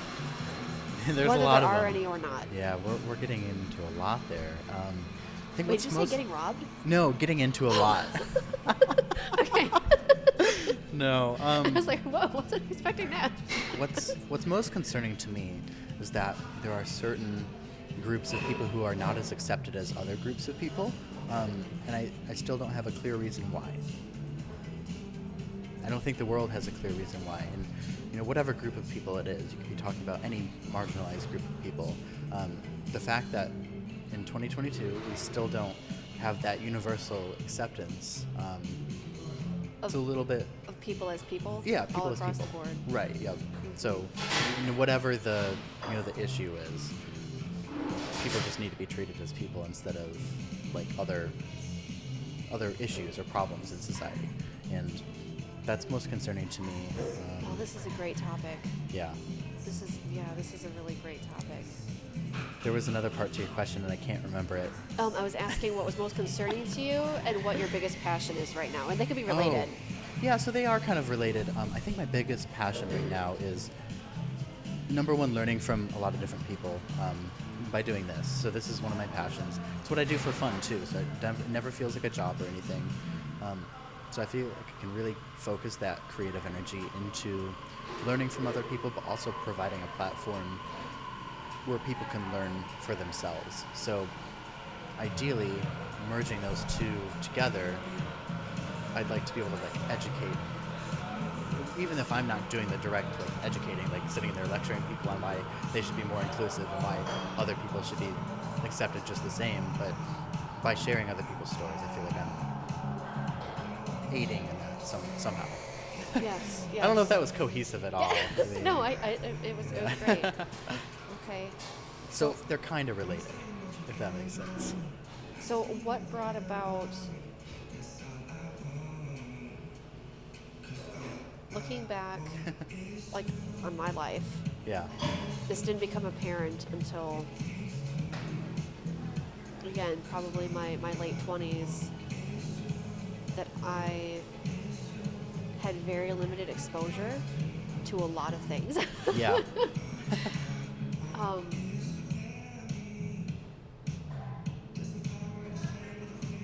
I remember in college, I took a class. It was part of a requirement as an MSU, and I took a class on African American language. And the breakdown of the system for African American language. Yeah. And that was not a thing that I grew up with. Right, yeah. It was bad English. It was poor pronunciation. It shouldn't be around. It wasn't a real thing. Yeah. And that was probably one of the most pivotal classes I took in an academic setting that opened my eyes and kind of like shattered my little bubble, so to speak. Yeah. But it opened my eyes to, even though it wasn't a marginalized group, it was a language, it was a way of speaking, but it was connected to something inside myself that I didn't realize was there until I took that class. Yeah. You just hadn't been exposed to it. Yeah. Exactly. And so it made me really look at a lot of things that I had probably inadvertently left alone. Yeah. And not explored about myself in terms of marginalized groups. Yeah. So when you are looking at, this passion that you have, or this concern that you have for why some marginalized groups are not accepted still, what do you see as how or what you would like to do about it to change or bring awareness to it? I think the first thing you can do to solve that problem and get people on the same page is just to expose them to it. You mentioned yourself that you hadn't been exposed to that form of language before. It was always in a negative way. Yeah. It was funny because so bringing positive exposure. Yes. Add to that. I also had a similar experience. It was with travel though. I've been on family vacations, growing up, and we've gone different places, but we always do the tourist things. And the people who do the tourist things are usually somewhat similar to my family. So right after high school, I decided I wanted to visit San Francisco because it was a place we had never gone on a family vacation, and I wanted to go to California. So got on a plane, went there, and it was just like a culture shock. Like, I didn't really do that many touristy things there. I was kind of just exploring the area, and I saw just other people that didn't look like me or didn't think like me, and sometimes didn't speak like me. Just seeing everybody in just the same place, all existing at the same time, it was different. I hadn't been exposed to anything like that. Did it make you uncomfortable? I don't know that it made me uncomfortable in a bad way. It made me uncomfortable in a good way because it was something new for me. So yeah, I was still adjusting to that culture shock a little bit. But it was like a moment of realization that there's more to the world. So I felt good about it, but I still felt like I was a little fish in a big pond. Like, there's so much more in this world, and I was like, oh wow, I've grown up thinking isolated in this little bubble, and then come to find out there's a whole world out there. Yes. That was almost intimidating, but in a good way. Yes. I don't really know how to describe it, but yeah, I was only there for 3 days too, so after the 3 days, all right, back to Michigan. Well, here we go. So that's kind of where it started for me. First step to solving that that big problem is just to get people exposed to all these different issues, and that's indirectly what I try to do with the platform. Just let people share their stories, their experiences, and hope that other people on their own will find that and then realize something from it. So have you found that your perspectives or views on anything in particular have changed since you've started doing these interviews? Oh, absolutely. Can you give me an example? One thing I learned that I had no idea about was that mental health in the African American communities is stigmatized much more than in other communities. And I knew it was, it's stigmatized across the board, but I didn't know that you really get looked at, kind of funny if you talk about it in African American communities. So something like that. My perspective on mental health as a whole changed because of that conversation. I knew it was an issue that needed to be talked about a little bit more, but that made me realize mental health is really, really important, and people need to be actively speaking about it. So that was something that I never really thought about before. Granted, I don't know that it was necessarily like a perspective change, because I knew it was a problem to begin with. I've tried to highlight a lot of the LGBTQ community on the podcast, and just by speaking with various members of that community, I think I've learned a little bit more about myself and a little bit more about like where I fit in that community and where, like, the whole spectrum, really. Yes. Because I guess growing up here in Michigan, that was very marginalized and very different from how most people like to live their lives around here. And just knowing that other people are going through the same thing, and I think there's a lot of things internalized that I was able to kind of let go of through this whole process. That was definitely something that was like a real perspective change, I think. It's interesting on that note. Again, growing up the way that I did, yeah, I made my first gay friend really within the last year alone. Yes, and it was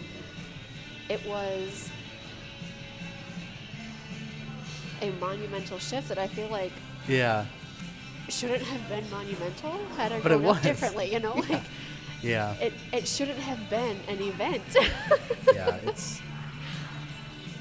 But it is an event at the same time, because you hadn't been exposed to it before. Exactly. And I think there are so many things like that became like milestones that really shouldn't have been milestones. That's really. The thing, honestly. There were maybe a total of 3 or 4 African American students in my high school, and now I have African American friends. It was like you said, it was a milestone, but it shouldn't have been a milestone. Yes. It's just I just wasn't around that many people in the community. But I remember, and it wasn't even a podcast, honestly. I didn't even record this conversation. I met a lot of different friends when I went to Pittsburgh a couple months ago. But there were a couple events I was going for, and I met them at the first event, and they were having another event at the end of the month or whatever. So I showed up for that one too, and that time I was there for a few days. So I was like, "Hey, do you want to go have lunch or whatever?" And we had another really good conversation that I wish was recorded, because we just talked about so many good things. But he just shared a lot about like growing up, and his version of growing up, and I started realizing, wait a second, your version of growing up is not the same as mine. And that it was something really? Like, for some reason I just assumed all kids grow up the same, like it's, they have like some of the same experiences I have, but I had it pretty good, we'll put it that way, like. That's incredible. Yeah, so it just puts things in perspective, I think.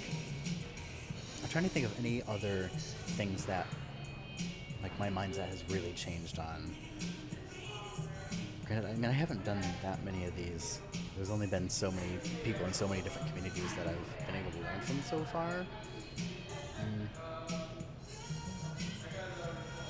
Those are, like, I think the two big things. Just mental health in general, I think, has been the most important one to me so far, because that's something learning about actually helped me a lot.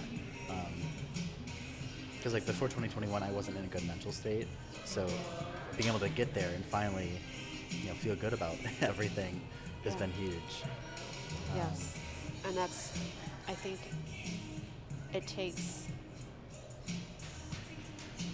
courage and it takes bravery. Yeah. I think to even discuss or talk about mental health. It does. Yeah. And it's a vulnerable subject. There's definitely a list of like taboo subjects that should be talked about that aren't. And if mental health had not been such a taboo subject, I think things could have been very different for a lot of people that I knew. Yeah. And it wouldn't be this growth journey of having to get to the point where you're comfortable even talking or doing anything about your mental health, because it's like... Yeah, it really is a journey. if you have depression, or you have ADHD, or you have, whatever, nobody talks about it. Yeah. So you feel like you can't you feel either, like you're alone, and you you're feel trapped as though... and you're stuck, yeah. Yep. And then all people see is, why are you sad all the time? Or, why aren't you on time to work today? Yeah. Or, you know what I mean? They might not even see anything. You could be so good at hiding it that nobody would even know, and nobody would even think to ask. Yes. Because it's something that you just don't talk about. Yep. So why would you think to ask somebody if they're doing okay or if they're having a good day? Yes. You don't think to ask people those questions, and I think since learning about it, I've like made myself start asking people, even if it looks like they're having a great day. It never hurts to ask. Are you having a good day? What's going on? Yep. I don't know, just the little things. One of the things that I noticed when I was going through a little mental health journey, so to speak, was I could always tell when people who asked actually were asking. Yep. Versus just going through the motions. Yeah. And it was almost worse being asked by somebody who was just going through the motions. Yeah. Because it was, how about you don't ask? Unless you mean it, don't ask. Yeah. Or the people who are asking you not to make sure you're in a good spot, but just to make sure they feel good about themselves. That too. Oh yeah, that's a good one too. Yep, I did my thing for the day. Did you? All right, what were we talking about again? Let me backtrack. Just do a little bit of rewinding real fast. You were telling me, I think, about someone that you would interview where mental health was stigmatized. Mm-hmm. We were talking about the stigma of mental health. Oh yeah, stigmas. So was that okay? all of these various issues that are stigmatized in our society, I feel like a lot of them originate from a young age. Sometimes in school settings, sometimes just in at home settings, and I'm wondering if there might be any differences between how things became stigmatized in my mind versus your mind, because I went to public schools and you did not, right? Oh yes, yeah. Yes. Oh my gosh, I love this topic. Yeah. Yeah. So we had different education backgrounds. I'm wondering how that impacted, like how we thought of certain issues or whatever. So I really love this conversation, which is part of the reason why I love talking with you, because we do have that kind of different background. Yeah. But yes, I was homeschooled pretty much my entire life. I went to a private Christian school for kindergarten, and I skipped first grade, then I was homeschooled 2 through 12. And, I look at that experience, and I was raised very religiously. And so my parents had, religious and personal reasons for why they chose to put us, in a homeschool situation versus a public school setting. But on the one hand, it was wonderful. It allowed me the freedom to pursue music the way that I did. Right, yeah. Because if I had a week where I needed to practice 4 hours a day to reach a competition deadline, then I could adjust my school schedule to do it. Yes. And I had freedom to do what I needed to do when I needed to do it. I also had the freedom to learn at my own pace. I had the freedom to learn more if I wanted to learn more. So if I was in 4th grade but doing, 6th grade level or 7th grade level reading, well, there was nothing prohibiting me from getting a different set of curriculum, right? Yeah. So there was a lot of really wonderful things about the way that I was taught. And there were also a lot of not wonderful things about the way that I was taught, because there's different types of homeschooling movements. You have like a secular homeschooler, and you have religious homeschoolers. So we fell in the religious category, which meant that our exposure to things was obviously very limited. And that, especially because my mom wasn't able to drive, with her eyesight, she wasn't able to drive. And so we didn't have a lot of freedom to connect with other families as much as we would have had my mom been able to be, more independent with driving. So we were, I would say, very limited exposure to things. I was spending a lot of time at home. Yeah. So there were culture shocks to me. Yeah. That were very fear-based because, for instance, if homosexuality is wrong, we're not going to have any homosexual family or friends, right? We're not going to have direct experience with things that if I was in a public school, theoretically would have been unavoidable. Mm-hmm. And that was, Yeah. part of the reason that they were chose to homeschool was because they wanted to limit the exposure to things that they felt were not good for us to be exposed to. Right. Yeah. So now, I mentioned that Yeah. I just started a business, and Mm-hmm. my business is actually based in home education and non-traditional classroom environments, Yeah. but structured in a different way. Because the value that I think that kind of education brings can be so much bigger and better than what it was that I had when I was growing up, and Right, different. yeah. And that's not to say that public schools or private schools aren't valuable. Yeah, But it yeah. brings a flexibility and a freedom that because of state mandates or whatever, you may not be able to reach. Right, So yeah. there's definitely a trade-off, I think, depending on how you view education, how closely it's of course tied to your personal and core values, and Yeah. what direction I guess you take it. Right. I So think it's probably a really long-winded answer to your I don't even know what it was anymore question, but right. First I of was all, a very different experience. I'm pretty sure. oh, I'm of that. sure. Yeah. First of all, I have to say, I think my sister and I were always jealous that you were homeschooled because, as children, we didn't really understand that it was still school. You had to learn the same stuff and everything, but just not in the traditional public setting or private setting. So we always thought, oh, you just get to be at home all day. We don't want to go to school. Yeah. So I have to say that we were so jealous. But yeah, I'm wondering if some of the things that are stigmatized by our society might have been amplified by being exposed to it, but getting a negative exposure or getting a negative connotation versus having no exposure. So I'm wondering, I don't know if this is the case or if I'm just extrapolating a little bit too much, but I'll use the example that there were probably only 3 or 4 African American students in my high school. So to me, just seeing those numbers, there were all of these students who were not a part of that community, and then just those select few that were, automatically, I don't know if this is just conditioning from outside of the school setting either, but it's like they're already a minority. You can see that. Not physically speaking, because there's physically, yes, you I can see. see that, and they don't look like you, and you don't look like them. And I'm wondering if just having no exposure at all to all sorts of different social issues and X, Y, and Z, if it might have been better to have no exposure than to start developing those preconceived notions of these marginalized communities from a young age. Because then going out into the world and realizing, oh wait, all of what I thought growing up was just wrong.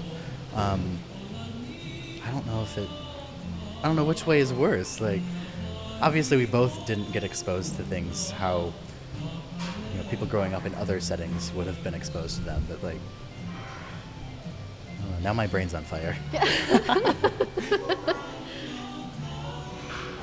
I think personally I would have rather not been exposed at all and just gotten into the world and just realize things for myself versus having to unlearn things and untrain my mind almost.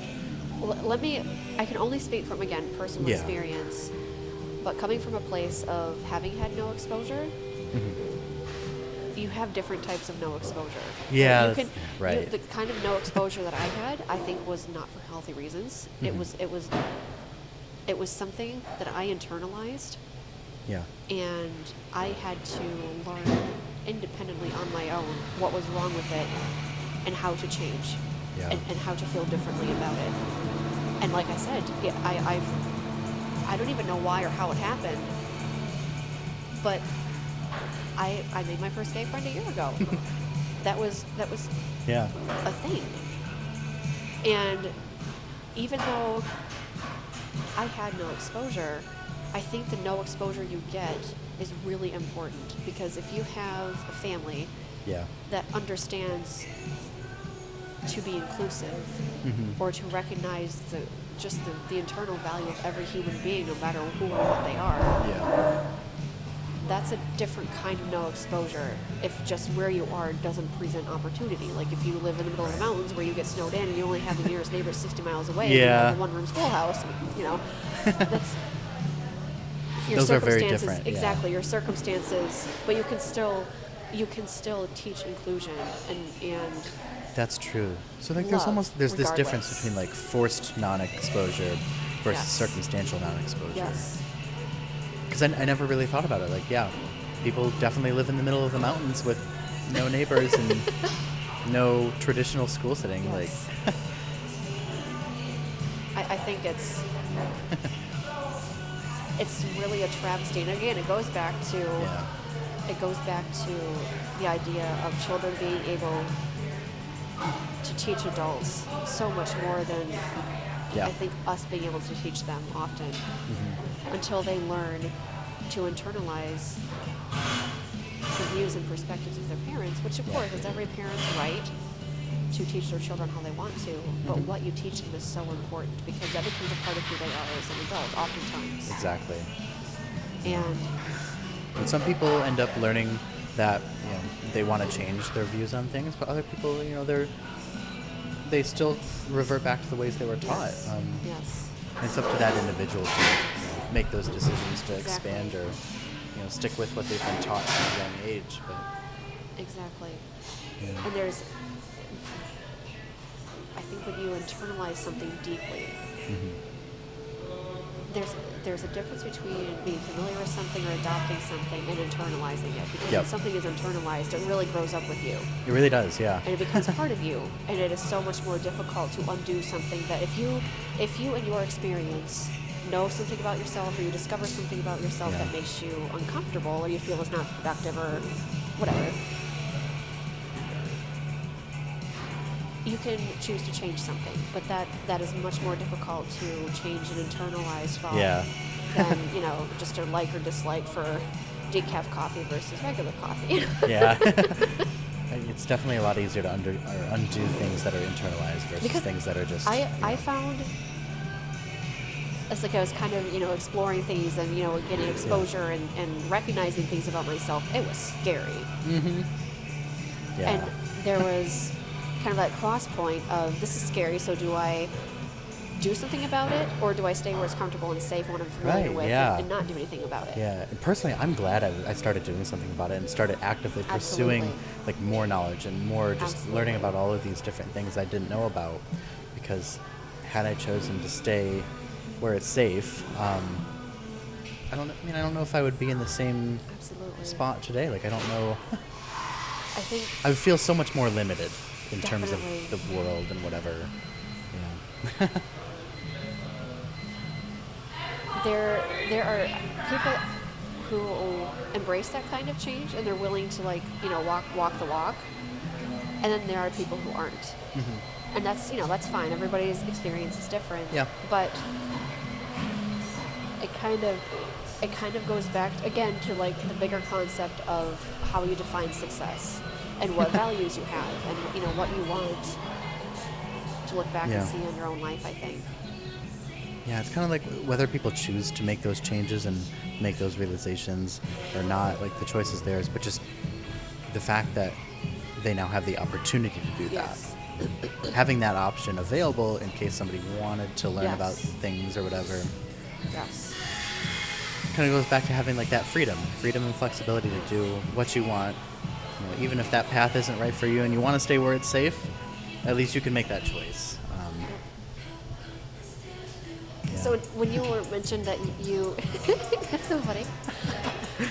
I think anytime I have a conversation with somebody about being homeschooled, that's the number one thing that comes out of their mouth first is you get to be home all day. You don't have to be up at 7:45 to go outside and wait for a cold bus. You're so lucky. Yeah. It's hilarious. It's hilarious to me. And I like to always ask beyond that question to find out what else people think it is that we do. I mean, I guess I never really thought about it. I think we just knew you were homeschooled and knew that you didn't have to go stand outside and wait for the bus every day. You didn't have to deal with mean teachers or I don't know, or like mean other kids or whatever. I don't know. I mean, we just knew it was different, and we didn't want to go to school. I often think about how my experience of learning and like loving to learn would have been different had I gone to like a traditional school, whether it's public or private, whatever whatever the choice was, it doesn't really matter. But going to a traditional school, kind of, I wish that I could somehow like get parallel life vision and see what would have happened. Just go back and be like a fly on the wall, just see what happens in a classroom. And and I don't have any real regrets about being homeschooled. Meaning that I think there were things that I would add to it. Yeah. But I don't think that I would have done anything different. Okay. Just because of who I was, growing up as a kid and what I was doing. But there were definitely things that I would have liked to have changed in terms of how it was done. Yeah, and I guess likewise, I don't regret the fact that I was in public school, and I don't regret it, but yeah, there were definitely things I'd change about it. And even since I graduated, I feel like things have gotten much more restrictive in terms of like what they can teach and how they can teach it. Yes. Well, yeah, everything went online too. There's that. It's a little bit different than what it was like 5 years ago, but yeah, I feel like if I had to go through it now, I don't think I would have been as happy as I was. Yes. Not to say I was happy going through school before, but I think it would be much worse now. So I feel bad for a lot of these kids. Yes, me too. What about Lily? What do you think her opinion would be on that? I think Lily kind of had an in-between experience. Like, her senior year was basically cut short due to the pandemic. So she started noticing those changes right as they were, about to kind of explode. I think she had a similar experience to mine, but hers was probably different because I think the administration had to kind of crack down on teachers teaching certain ways to meet, quotas and test scores and all sorts of stuff. And I just remember the last couple of years of her experience, at least from what she, relayed to us and would share, it seeming very restrictive and very rigid, even compared to like 2 years before when I had graduated. So she was probably right on that cusp of when things started to just be locked down and much more boring, much more black and white versus allowing kids flexibility. What would you have gone back and changed about your experience? I would have eliminated the need for required classes in high school and stuff like that. I feel like I can read and write very well. Well, reading is still difficult, but I can read thousands of emails a day very well. So I questioned the need for other language classes in the traditional sense. Like, why do I need to write essays and stuff like that when I felt building communication skills would have been really valuable? Or math classes, maybe not everybody needs to go through calculus, but learning how to do your taxes or learning how to make sure your bank account is a positive number instead of a negative number. Just those little things that some kids just don't naturally pick up on. Yeah, I would have changed some of those things. So out of curiosity, where do your, growing up, where'd your parents fall on the... I think I remember from our conversations that we were having last summer that they seem... my general impression was that they had the same, I don't want to say complaints, but maybe frustrations with what wasn't being taught to you as opposed to what was. I think they would have they agree been terrified that you haven't finished college, or where do they fall in that perspective? I think they are probably still worried, and they're probably still wondering if things are going to work out for me and Lily as well, but they're worrying from a distance. They've kind of accepted that we're going to do what we're going to do, so they're just going to kind of let us do our thing, and they'll be there for us if we fall on our faces, but they'll great. be there for us celebrating too when things go right. That's great. Which I think it took some convincing, and I feel like since I'm going through everything first, really, I kind of paved the way a little bit in terms of like dropping out of school and dropping out of school again, and the third time, and that kind of stuff. But they've always known I've been one to make my own decisions and not really listen to anybody else, at least not the first time. Yes. So they probably assumed I was just going to do what I was going to do regardless of their input. But I think over the last few years since I've been out of high school and been experiencing life... Do you mind if I ask how old you are? Oh, I'm 22. Okay, I thought you were like 24 or 25. I'm very bad with ages, and I didn't want to be like... No. I didn't want to, ask you to reveal your age. No. But I feel like you're very, very far beyond high school, so... I feel like I am, too. It feels like it was a long time ago. I don't remember a lot of it, to be honest. It was kind of just a blur. It's really weird, but I just don't have a lot of memories.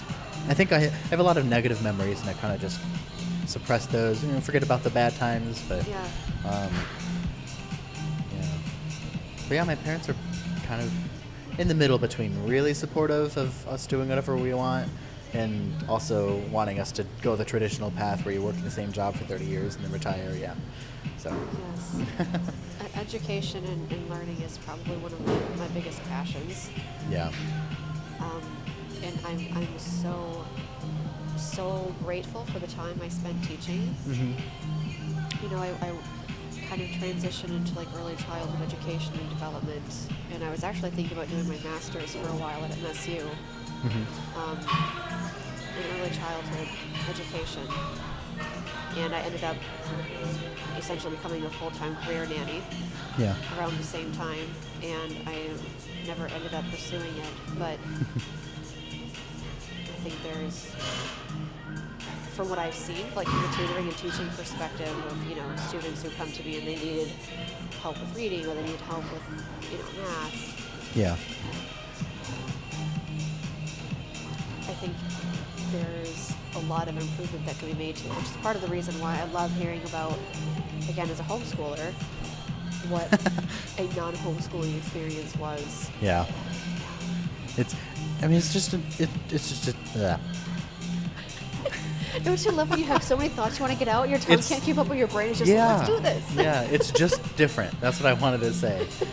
But yeah, that happens all the time. Oh my gosh, usually when I'm talking, like, especially if my mind's going a million miles a minute, my mouth can't keep up. Yep. Actually, that was one of the biggest things I struggled with in school. I would be reading, but I'd be like reading sentences ahead of where my mouth was. Yes. So I guess in like public school, they would do this thing where they would like make each kid read like a paragraph of whatever reading they were doing. So when it got to be my turn, I'd sit there, I'd be stuttering like every word. Not because I had a stutter or anything, but just because I couldn't keep up with where my eyes were.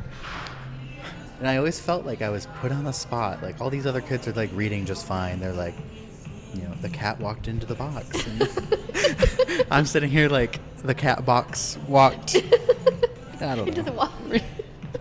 Yes. Yeah. I remember somebody asked me one time, and it's not a humble brag, but it's a different kind of like issue, right?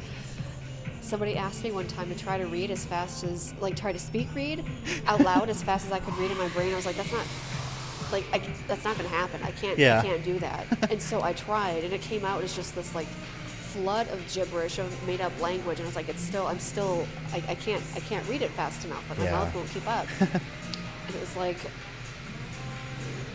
it was like a traffic jam of words. It's hard, in my mouth. Kind of like digging deeper into that. I think that's one of the reasons I never really felt catered to in all of school, because everybody learns different ways and everybody has different strengths and weaknesses, and I feel like schools try to teach one way that they think is going to fit all of the kids, and that's just not the case. Yes. So you have kids like me who struggled with reading out loud for that reason, mixed with all these other kids who are doing it just fine, and we have this comparison factor that I'm looking at little Jimmy over here who's reading the sentence like a rock star, and I'm over here, I can't read the sentence out loud for, for all it's worth, but here I am like doing math, and I'm better at math than Jimmy. Like at the end of the day, it really doesn't matter, but I feel like since each student's not really being catered to, we're instilling that comparison mindset far too early on. Yes. I started out in college as a piano performance major, and then I dual majored for a while in music education, elementary music education. Yeah. And I figured out really quick that I was not going to be a good teacher in a traditional classroom, because I always felt for those, not even fringe students, but I knew, I think probably because it was a privilege, right, to be homeschooled in a lot of ways, that my education was catered to me. Yeah. And so I saw firsthand, especially I was fortunate in that I had, other family and cousins and things who were being homeschooled too, of the positive and the negative, right, of how it did help. But then when I looked at a traditional classroom of, just the sheer volumes and stress that a teacher would have to face. And, she's a teacher, so she's going to see that this student needs extra help here, that student needs extra help here, but by golly, I don't have the time or resources to really meet that student's need. Yeah. That would have just crushed me. Yeah, seeing those difficulties that these students are having, but not being able to actually do something about it. Absolutely. I think that is what gets to a lot of educators now. And it's not a teacher's fault that they're put into this box. Yeah. Of you have to teach this way or you have to teach that way, or if you don't, it's going to be on your shoulders to make sure that your supplies are purchased or whatever. Nobody finds out about it. Yeah, there's a lot. There's a lot to it, and I wanted to be of service in a more individualized way, and so that's kind of why I chose to go the route of tutoring and teaching privately and independently. Even, like as part of my MSU coursework, I did a couple of what do I want to call them? Graduate coursework classes to test out what I thought of them. They let me take some of the graduate courses, and even what I saw in child development laboratories was a lot of turnover, or a lot of inconsistency, or just too many students for one teacher to reasonably manage. And I didn't really want to be a part of, even though I know that those teachers are doing things of value, I didn't want to be another factor, I guess, in watching them fall by the waysides as they grow, whether it's early childhood or beyond. But like that system's broken, but you have this opportunity to pursue something in a system that's not broken. You can do it in your own way, and with your own freedom, and your own resources that you come up with. And, I wish that more teachers would kind of like in your school particularly, or your experience. I wish that more teachers would have these conversations with students and ask what their experience is. Because or just like, as a student, what do you need? Exactly. Because students will tell you. They will, and they know. They know. Even when I talk to 5 or 6 or 7, and I will ask them, what do you think about this? Or what happened when somebody said that to you? How did that make you feel? And what do you think would have helped you? They have an answer. Now, of course, their answer may not be fully formed, or there might be another piece of it that needs to be added. Yeah. But they're thinking, they're thinking, and they're aware, even at 5 and 6. And teachers, I think, go into the education field, of course, wanting to make a difference. And then I have several teacher friends, and that's what they say, is they wanted to make a difference in education, but then they realize once they get into their classroom that there's just so much red tape, and there's politics, and there's restrictions. All these different hurdles to jump over. And they burn out. There's so many people who are stepping away from the classroom for all those kinds of reasons, and I just was like, well, I have a chance here as a music education major to tackle that subject head on and see if I can do the same type of thing and make a difference amidst all the bureaucracy. Yeah. Or probably make more of an impact in an individual setting by being able to reach more students and ask those questions. Right, What's your experience like? What do you think would help you? And it's just unbelievably rewarding. I have to say I'm definitely fearful for some of my friends who have recently entered the education world. So they're new teachers, 1 to 2 years into their careers, and they're starting to realize those things that you were just talking about. And I'm fearful that they'll experience that burnout, even though their passion is to make a difference in kids' lives, and they're feeling so restricted already that they can't execute that passion to its fullest capacity.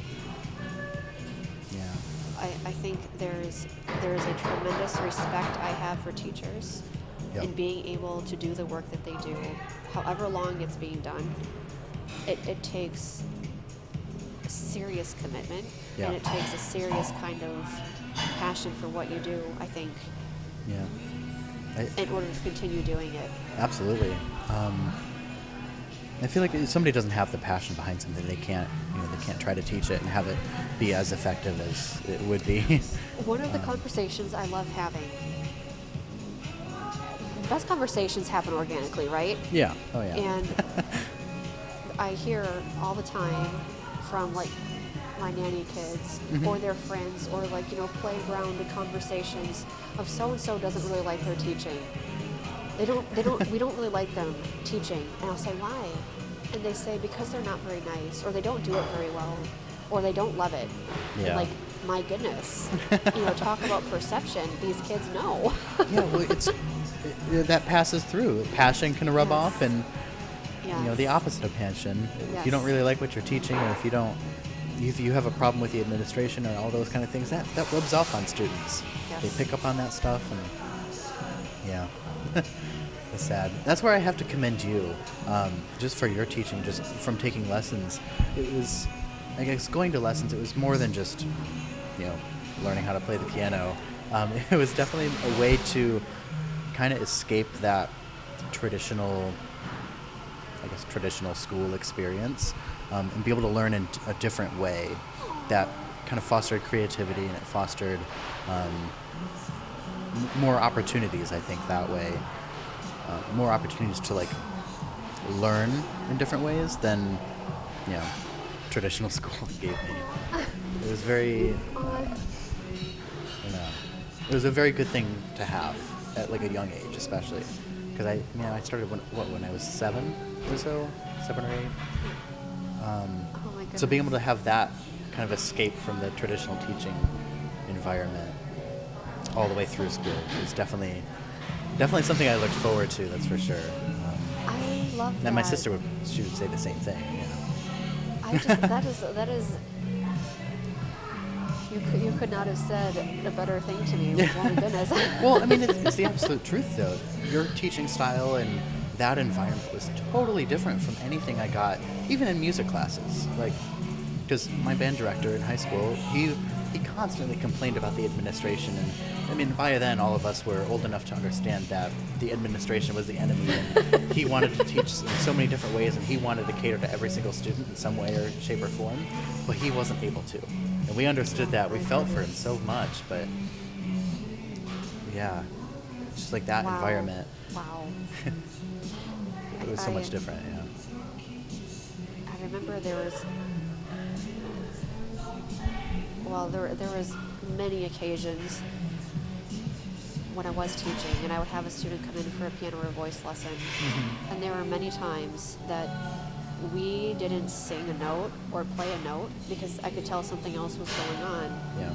And we would end up talking that entire lesson about whatever it was that was going on. And I often wonder when I would send those kids back out to the parents and they would hear that we did maybe 2 minutes of a lesson, but there was something much bigger. Yeah. How many of them wondered, well, what am I paying you for? Oh my gosh, yeah.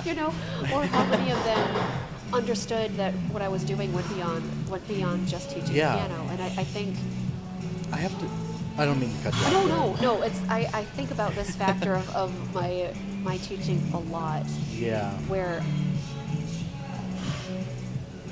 I never really approached it from a more or less an academic perspective. It'd be great if I teach you this thing, or you get a passion for this, but you're a person first, and you matter first as a person. Exactly.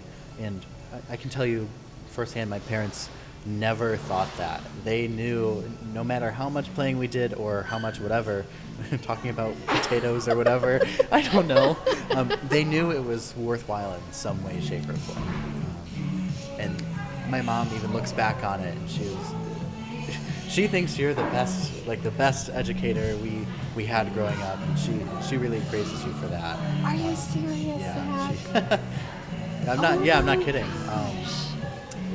Because they knew how much of an impact it had on us, both musically and outside of music too. I have to say that is really extraordinary to hear, because all you have really, unless someone tells you something like that, is how you approach. Whether it's teaching or whatever, whatever your career is or whatever you're doing at the time, all you have is how you approach it at the time you're doing it. What matters So to back you. then, you were just going with your gut, and you're like, okay, this is the right thing to do, and this is the right way to do it. But because obviously we wouldn't have really understood that, what impact it had on us at the time. But now that we're looking back and giving you that feedback, Wow. Yeah, so really you were just going with your gut and just going with it. Like, this is the right thing to do. Right, right. And it was like, I care about this. Yeah. But I never, not to be lame, but I never really expected, just being honest, not to be lame, but I thought about my students and their families, but I never realized or thought about what it was like on the other end. Yeah. I never really expected much anybody. bigger than. Yes, I never really expected anybody to understand or recognize that I cared as much about what I was doing as I did. And those things are always much bigger than they seem in the moment, I would argue. Even me with this podcast, I'm just sitting down having conversations with people, and in the moment, that's what it feels like. But knowing that, let's say I talk about a topic that is marginalized or stigmatized, and knowing that just talking about it and getting it out there could help somebody. Yes. Everything always has a bigger meaning than what you see in the moment. Yes. And it's weird to think about too, because in the moment you're like, I'm just sitting here having a conversation, or I'm just sitting here teaching a kid how to play piano. Yes. There's always so much more. Everything has layers. Definitely. I don't often get a chance to hear on the other side what those layers are. That's pretty Have cool. you had any other feedback from former students or anything like that? From a couple. Yeah.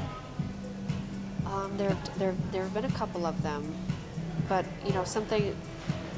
Again, one of those elements of what I did that I never realized I was doing it until I started being a full-time nanny, was that the students that I had, there are certain connections that you have with people, right? Yeah. And the connections that I had with students, like your family, where there were times that what I did teaching was outside the studio, right? So there were families who would invite me over for special holiday celebrations, or they would invite me over for dinner, or I would babysit their kids regularly. Things like that never occurred to me. I already have that kind of perspective and opportunity going on, but nobody's really talking about it. So they would express gratitude. But it wasn't everybody. Do you know what I mean? Yeah. Oh yeah. So there's a couple of students that I have in mind where my student's mom was pursuing her doctorate in education. And she was one of those people that gave me a lot of really positive feedback that was one of those rare times. It was very rare times. And so it was students like you, it was students like her that I think kept me in that career for as long as I did. Until it became no longer sustainable. Right. And that was a hard thing to have close. Oh, I'm sure, just having to come to terms with that. Yes. It was that kind of feedback. That little bit of feedback will keep you going for a really long time. Right, At the same time, coming to terms with those things, being forced to come to terms with things like that, I think that can kind of fuel those really good pivots in life. Do you think that having to come to terms with that kind of fueled your pivot into anime? Yes, absolutely. And I think, to be honest, like looking back, it was happening earlier than I wanted to see it happening. Yeah.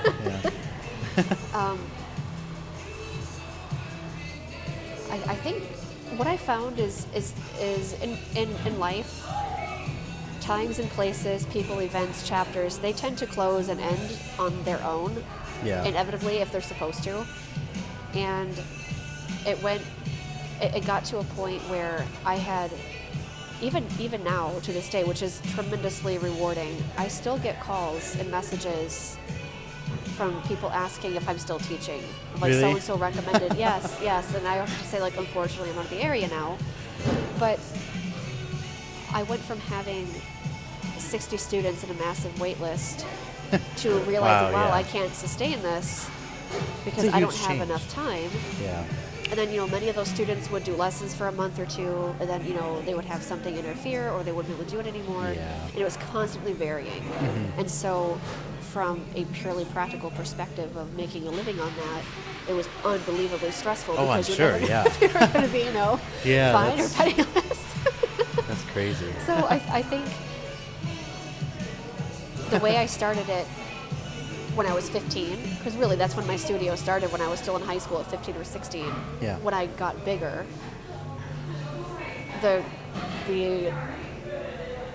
kind of catering I think that I was able to provide for students at 10 students a week was completely different than having 60. So once I realized that all these shifts were happening, and probably within the space of maybe 5 or 6 months, I think it was one of those times where like 3/4 of my students had left, and I was realizing I need to transition out of this. Yeah. I mean, there's just a bunch of things happening where it was just like, I have to come to terms with the fact that this chapter is closing, and that was really hard. Well, I guess like if you look at it like that, one chapter closes, you have to turn the page, another chapter opens. When you get to the end of this book, what do you hope to be like the biggest takeaway of your life? I kind of spun that around on you, didn't I?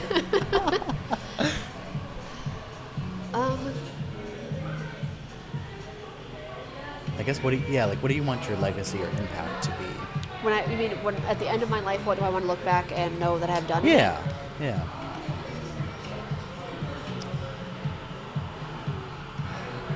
I think my number one goal for my life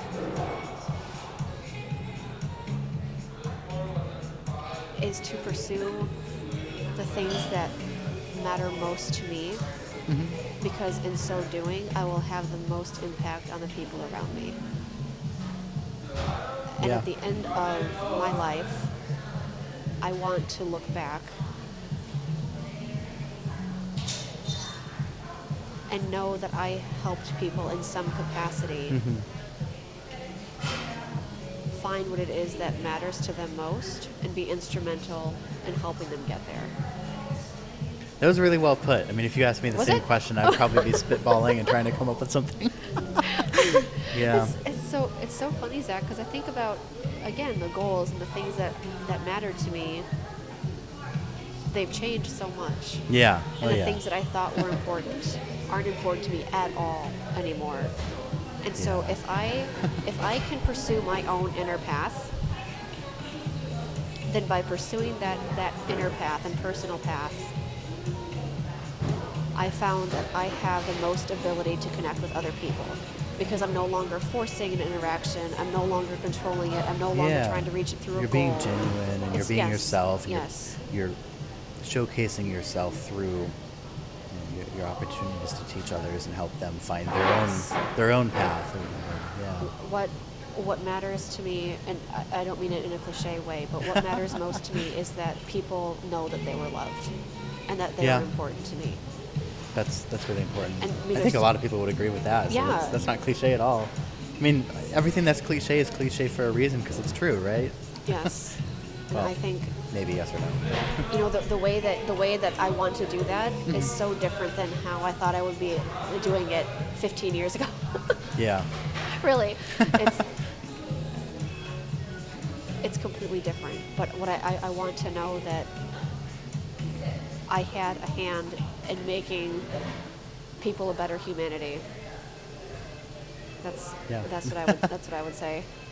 Awesome. Yeah, that was really well put. I mean, I don't even have an answer to that question, so I probably shouldn't be asking questions I couldn't also answer. No. Well, I'm going to turn it around on you since you said you don't have an answer. Right, What's your answer? Well, the thing is, like, something along those lines, I mean, I want to help people and I want to do this and that, but I think for me the biggest thing is probably staying true to myself doing it, because I've always been one to be kind of influenced by other people, and sometimes it's great to be influenced by others and great to, you know, I don't know, like look up to people. But I used to take that to kind of an extreme, and I would like try to emulate people and like try to do the same exact thing, when really that might not be my exact path. It might be like the same road but like a different block over, but I need to find my path. And Yes. I want to look back and know that like I was traveling on Zach Highway the entire life, not somebody else's highway that I'm just like piggybacking off Yes. of. I think. As long, oh, sorry. No, go ahead. I was gonna say, like, as long as I'm doing that, I feel like all of the other things I want to do, all of those other little goals are gonna kind of fall into place. Yes. Yeah. One of the things that I've considered is the difference between goals and priorities, because you can Yep. have Yeah. people who are in pursuit of priorities are different than people who are in pursuit of goals. Yeah. And I think that's a big question. That's a big journey to figure out what you prioritize. And what I found for me was obviously different than what somebody else would find for them. Yeah. Well, everybody's priorities are different too. I mean, everybody has their own experiences, their own hardships. I mean, Yes. somebody else's priority might literally be trying to find their next meal, whereas other people are, you know, further along in life, further along in whatever they want to do. That, yeah, people's priorities are different. We keep like opening up all of these different cans of worms, and not cans of worms, they're good cans of worms, but like, oh my gosh. Yeah. I have a lot of them. That's funny. No, I think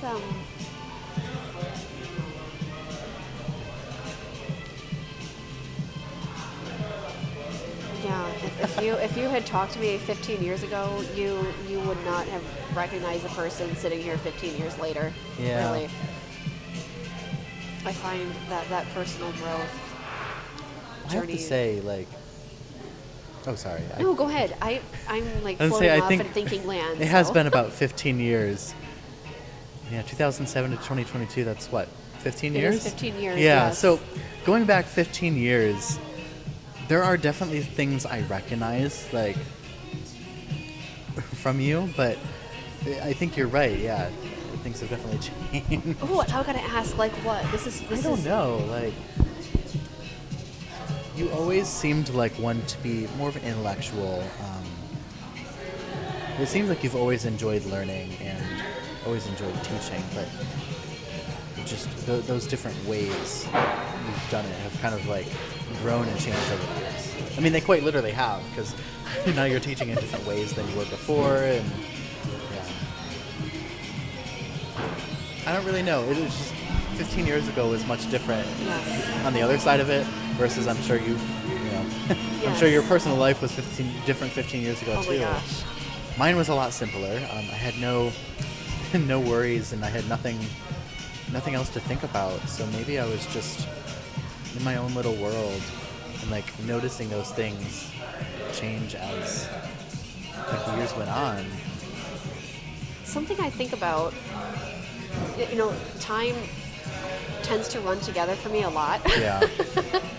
But I realized when I was thinking about, you know, doing this discussion and conversation today of, well, if Zach, and I have this very clear, there's not very many things that I have clearly imprinted in my memory, because like I said, I make things up a lot, and I think things have happened that haven't, but the one thing I do remember clearly, for sure, is I think the very first, like I was teaching in my own studio, you know, out of the house or whatever, but then I was also teaching as like an independent contractor in other studios. In my very first independent contracting position, you and your family were one of the very first students I got for my very first studio gig. And of course, I'm not going to tell you guys that at the time. Right. Oh, yeah. We had no idea. No.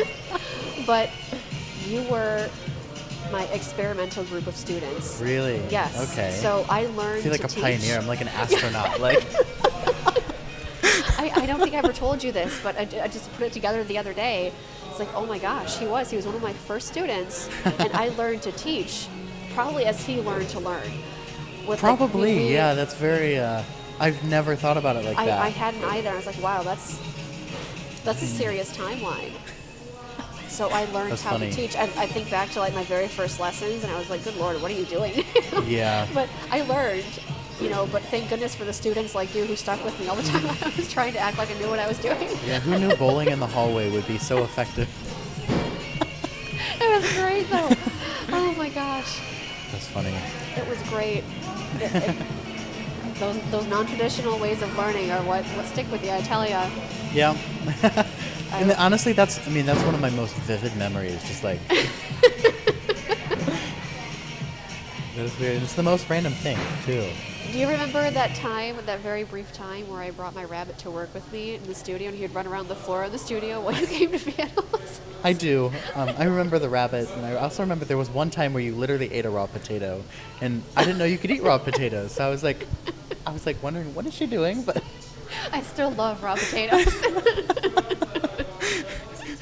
And then, well, the thing was, I told my mom after that, like, I think I went back out to the car.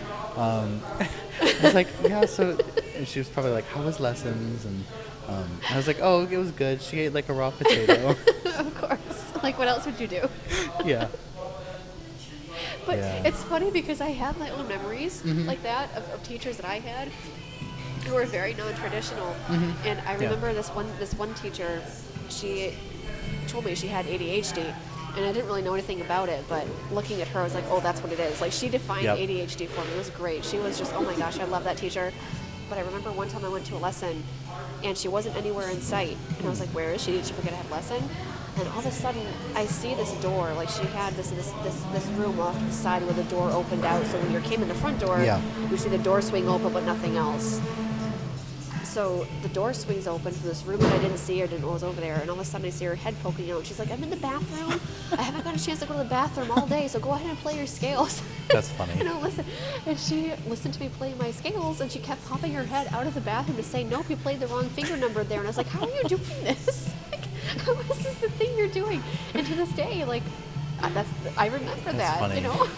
It's always those most untraditional it was very things bizarre. that you remember. It was great.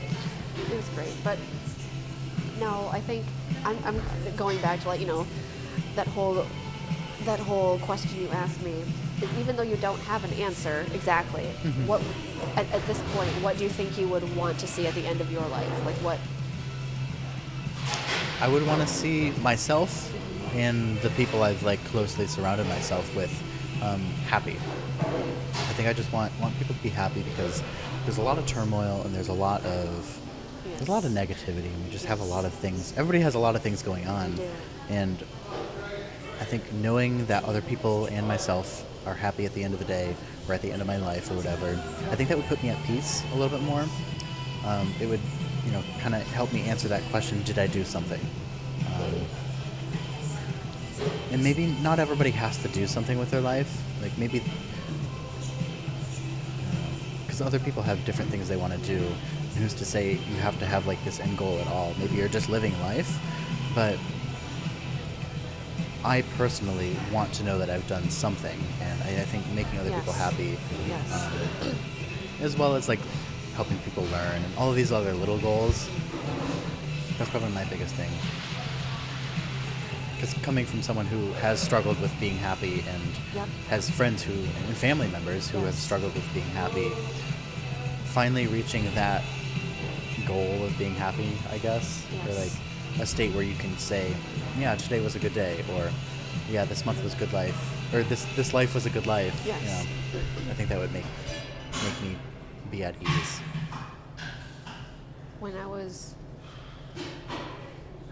gosh, probably like 6 or 7. Again, I have very few clear memories. Things tend to run together a lot, but that's a clear memory. Yeah. And I remember from the time that I was like 6 or 7, I had a really hard time with how to say, mental health has been a part of my life my entire life without even realizing that it was the case. And I remember, struggling a lot with like feelings of guilt, or just feeling as though I was failing at everything. And being told that these feelings were a part of life, that you have this struggle of feeling good and not feeling good, or feeling like some days you did a better job than others. And I remember it just like crushed me, of like thinking that this is how it was going to be for the rest of my life. And I think that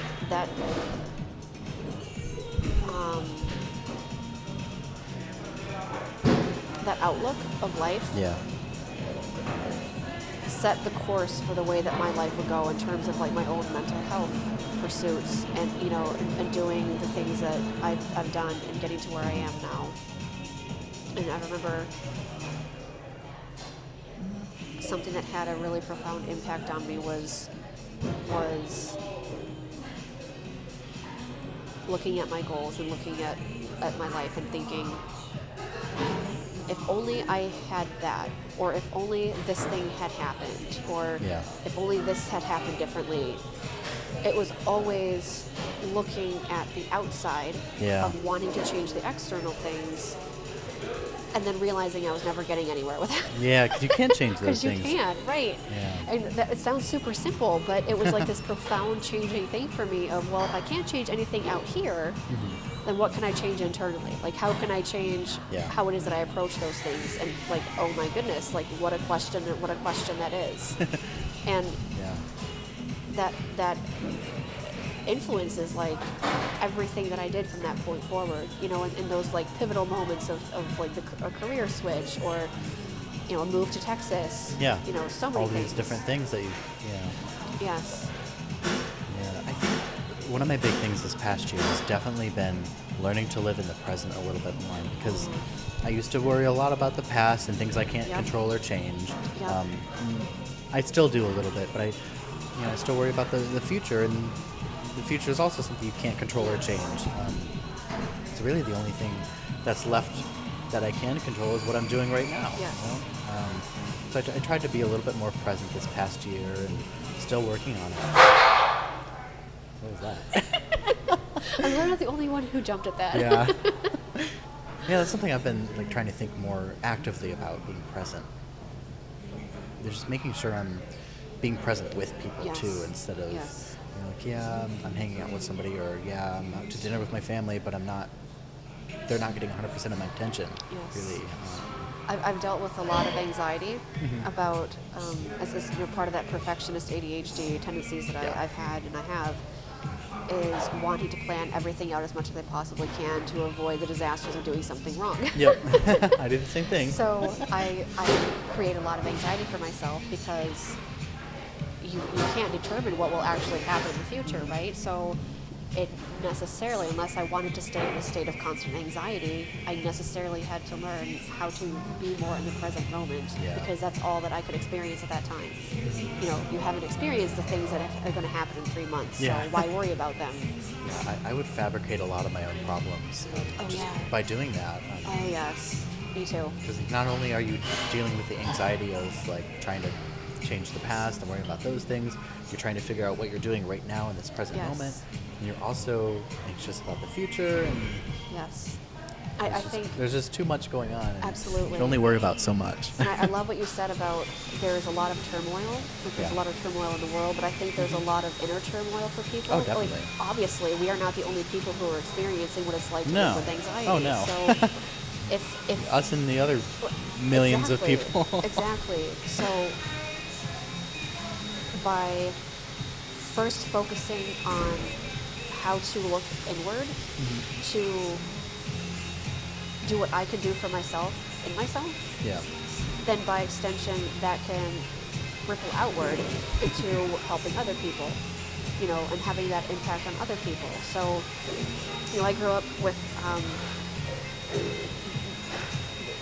a certain value set, and other people always came first, which is great. That's nice. Yeah. But I have since learned the value of prioritizing what it is that you can do for yourself first.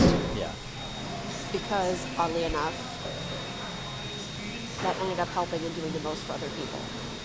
Yeah, and what's that saying? You have to fill your own bucket before you can fill other people's buckets? Yes, and I always thought that was hooey.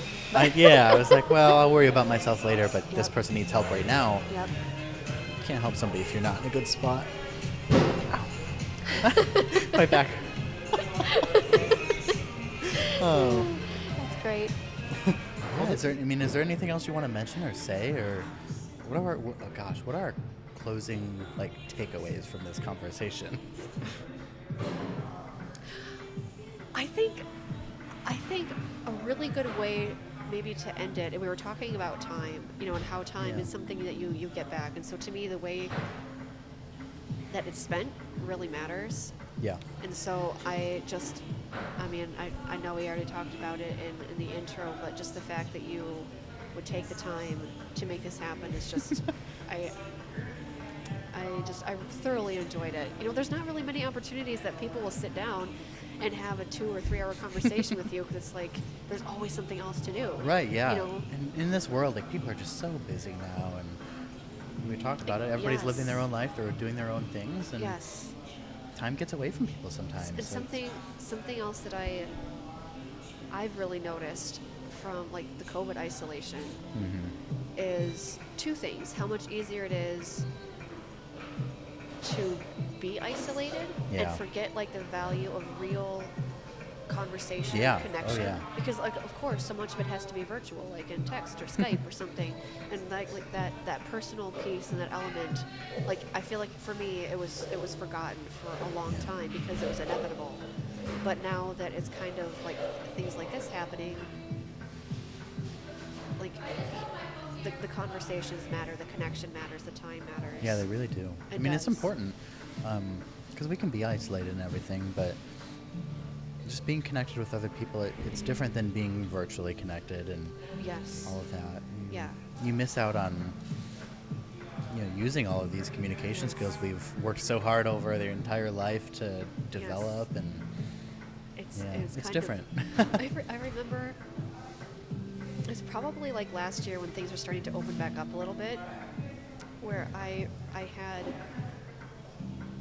a genuine anxiety about going back out in public at to take my cat to the groomer or go to the grocery store. It's how do you interact with people? What are you supposed to say? What are those? And then the added confusion of everybody's comfort levels with with the virus and with wearing masks and social distancing. How do you know if you're invading someone or you just don't know anymore, and it's just easier to sit at home and avoid those things versus to actually start getting back into society and just start connecting with people again. It's redefining the new normal. I just moments like these where you get to just be with somebody and have a conversation is just, and you get to forget about all of that other outside nonsense and all of the other things going on in life. Really, you just kind of sit down and have a conversation and live in the present moment. Really, we were talking about it, but it's always a good time. A really good time. But it goes without saying, I feel like it's so cool I can say this, but thanks for having me on your show. Yeah, well, thank you so much for being here. It was great. Next time it'll be in some studio, you're gonna be I'll famous. have an assistant and a whole crew. I'm gonna have somebody asking if I need some water. Yeah. That's so funny. I love it. That's awesome. Someday that'd be so cool. I'd love to just walk on set one day and just come sit in my chair and then just start talking. I'm telling you, you have that kind of persona and personality. Really? You were just That's good to hear. Really, I appreciate that. If you were nervous or apprehensive at all, I've never seen anybody be able to hide it. Really? And if you're not, that's super cool. But you just this looks it feels like this is just you. It really is. Every time I'm having a conversation with somebody, I do put myself into the conversation too. And I have to admit, like, I do get nervous sometimes, but it's usually when I haven't met somebody.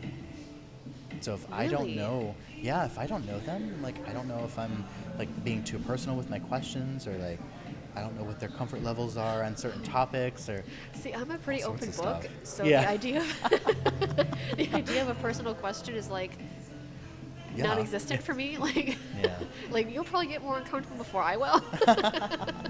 That's funny. But yeah. Yes. But, you know, it's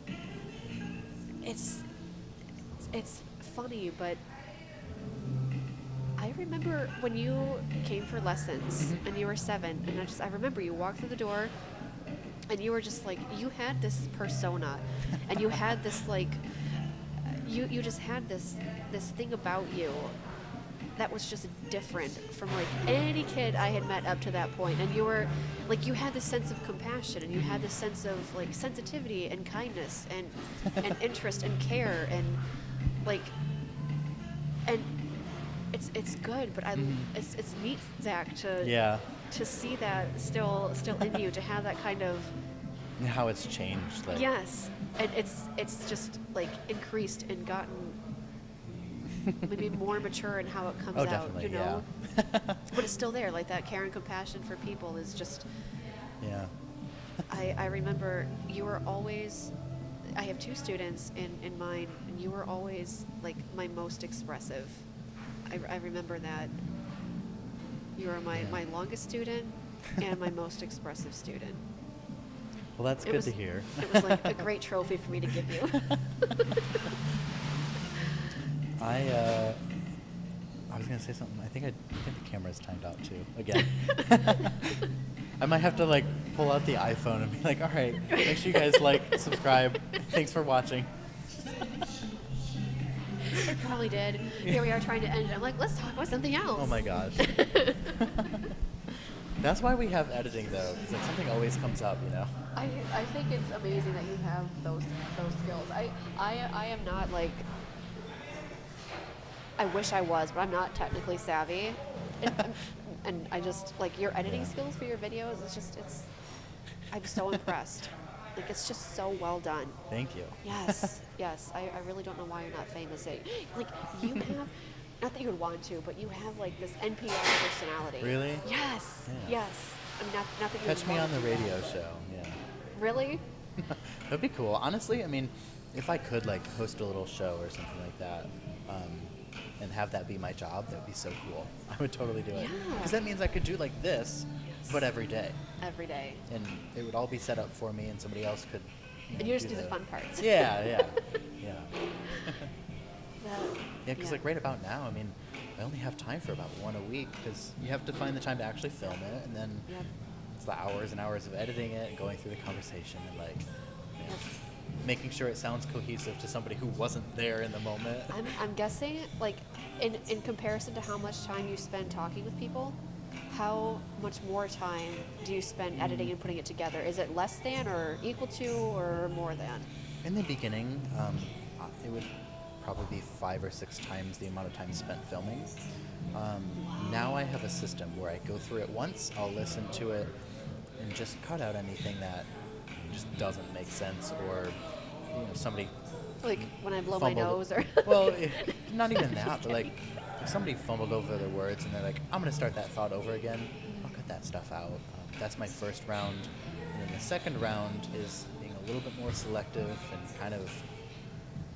If somebody starts a thought and then kind of rambles for a few minutes and then goes back to that thought, unless the rambling part was, you know, adds to the value of the video, I'll usually cut it, because it, to a viewer, it doesn't necessarily captivate their attention. Yes. And that's what takes me the longest, because I have to make all those decisions. Yeah. So many decisions. Like, is this, and I have to put myself in the viewer's shoes. Like, you have to respect the viewer's time as well, because if you don't, they're not going to watch it, and they're missing out on that opportunity to learn. So it's a constant battle of, yeah, I was here in this moment, and I remember that part of the conversation, and all of it seemed important to me, but what would be the most important pieces to kind of put together for the viewer so that they're still getting the most out of this conversation in terms of, like, knowledge? that's the end goal with each episode, is to make sure they're learning something, or they have the opportunity to at least. That is a super valuable skill of having to put yourself, because so what I've noticed, like with people that I talk to in this industry especially, is it's really difficult to be able to step outside of how you see something and be able to see it from somebody else's perspective. So I think that's yet another reason I put a feather in your cap for a job well done. Yeah. I guess to that same token, though, I'm also doing this for myself. I can't 100% do it for other people, because at the end of the day, they're my experiences and my conversations, and it's like my archive of my memories and my time spent with people. Yeah. So if I truly feel something is important, I'll veto myself, and I'll still include something if it meant something to me. Obviously, if somebody's rambling and they're just totally spitballing at that point, it doesn't necessarily add value to anybody's version of the conversation. Yeah. And a lot of that comes from nerves. Some people get nervous and they just don't know what to say. I do it. I cut half of the things I say sometimes. So it's just all about those little decisions you have to make. And that's the part that takes me the longest. And then after that's all done, I'll go through it maybe one more time just to make sure it looks clean. That's more of a visual, make sure there's no weird cuts in your faces in a different direction or something. All those different things. But yeah. So right now, it's about 3 times the amount of time spent filming. Okay. Wow. Yeah. My goodness. And I usually split it up. I'll do the first round like 1 week, and then I'll come back to it and see if there's anything that just doesn't need to be in there. So have you had like interest in your podcast? I'm sorry, is it a podcast? I mean, it sounds like it's like everywhere. YouTube and podcast. Yeah, it's on YouTube and a podcast. So okay. If somebody wants to listen to the audio only, they can listen to Apple Podcasts and Spotify. But if they happen to be on YouTube, then they can watch the video of it as well. Are you finding that you're building an audience and subscribers? Slowly but surely. Not so much on YouTube. I know YouTube is really hard to get subscribers, but people have been building traction for it on Instagram. I'll post like just little clips, just sometimes like just highlights and things like that. So that's where a lot of people come from. But also the podcast. I never thought the audio only version would be more appealing than the video version. But I think more people are downloading them on Apple Podcasts than they're watching on YouTube. Because I can see the views and downloads for both. And, okay. I mean, it's not a lot, but the feedback I've gotten from people who do actually download them and actually watch them, they do tell me that they've learned something and they've enjoyed the conversations. It's a very niche audience of people who would actually sit down and listen to random people's conversations with other random people. Because it'd be one thing if I was a famous celebrity and I was having a conversation. Like, I don't know. But I mean, to me, that's the whole appeal of it. Is it's like the everyday person. Like I love everyday people. I don't mean to be like tacky, but a celebrity is just an everyday person who just happens to have some kind of and they really are. They're normal everyday people. I mean, and it's much more, I think, relatable to meet a random person in Starbucks or on the street. So. That's what I loved about your show. Yeah.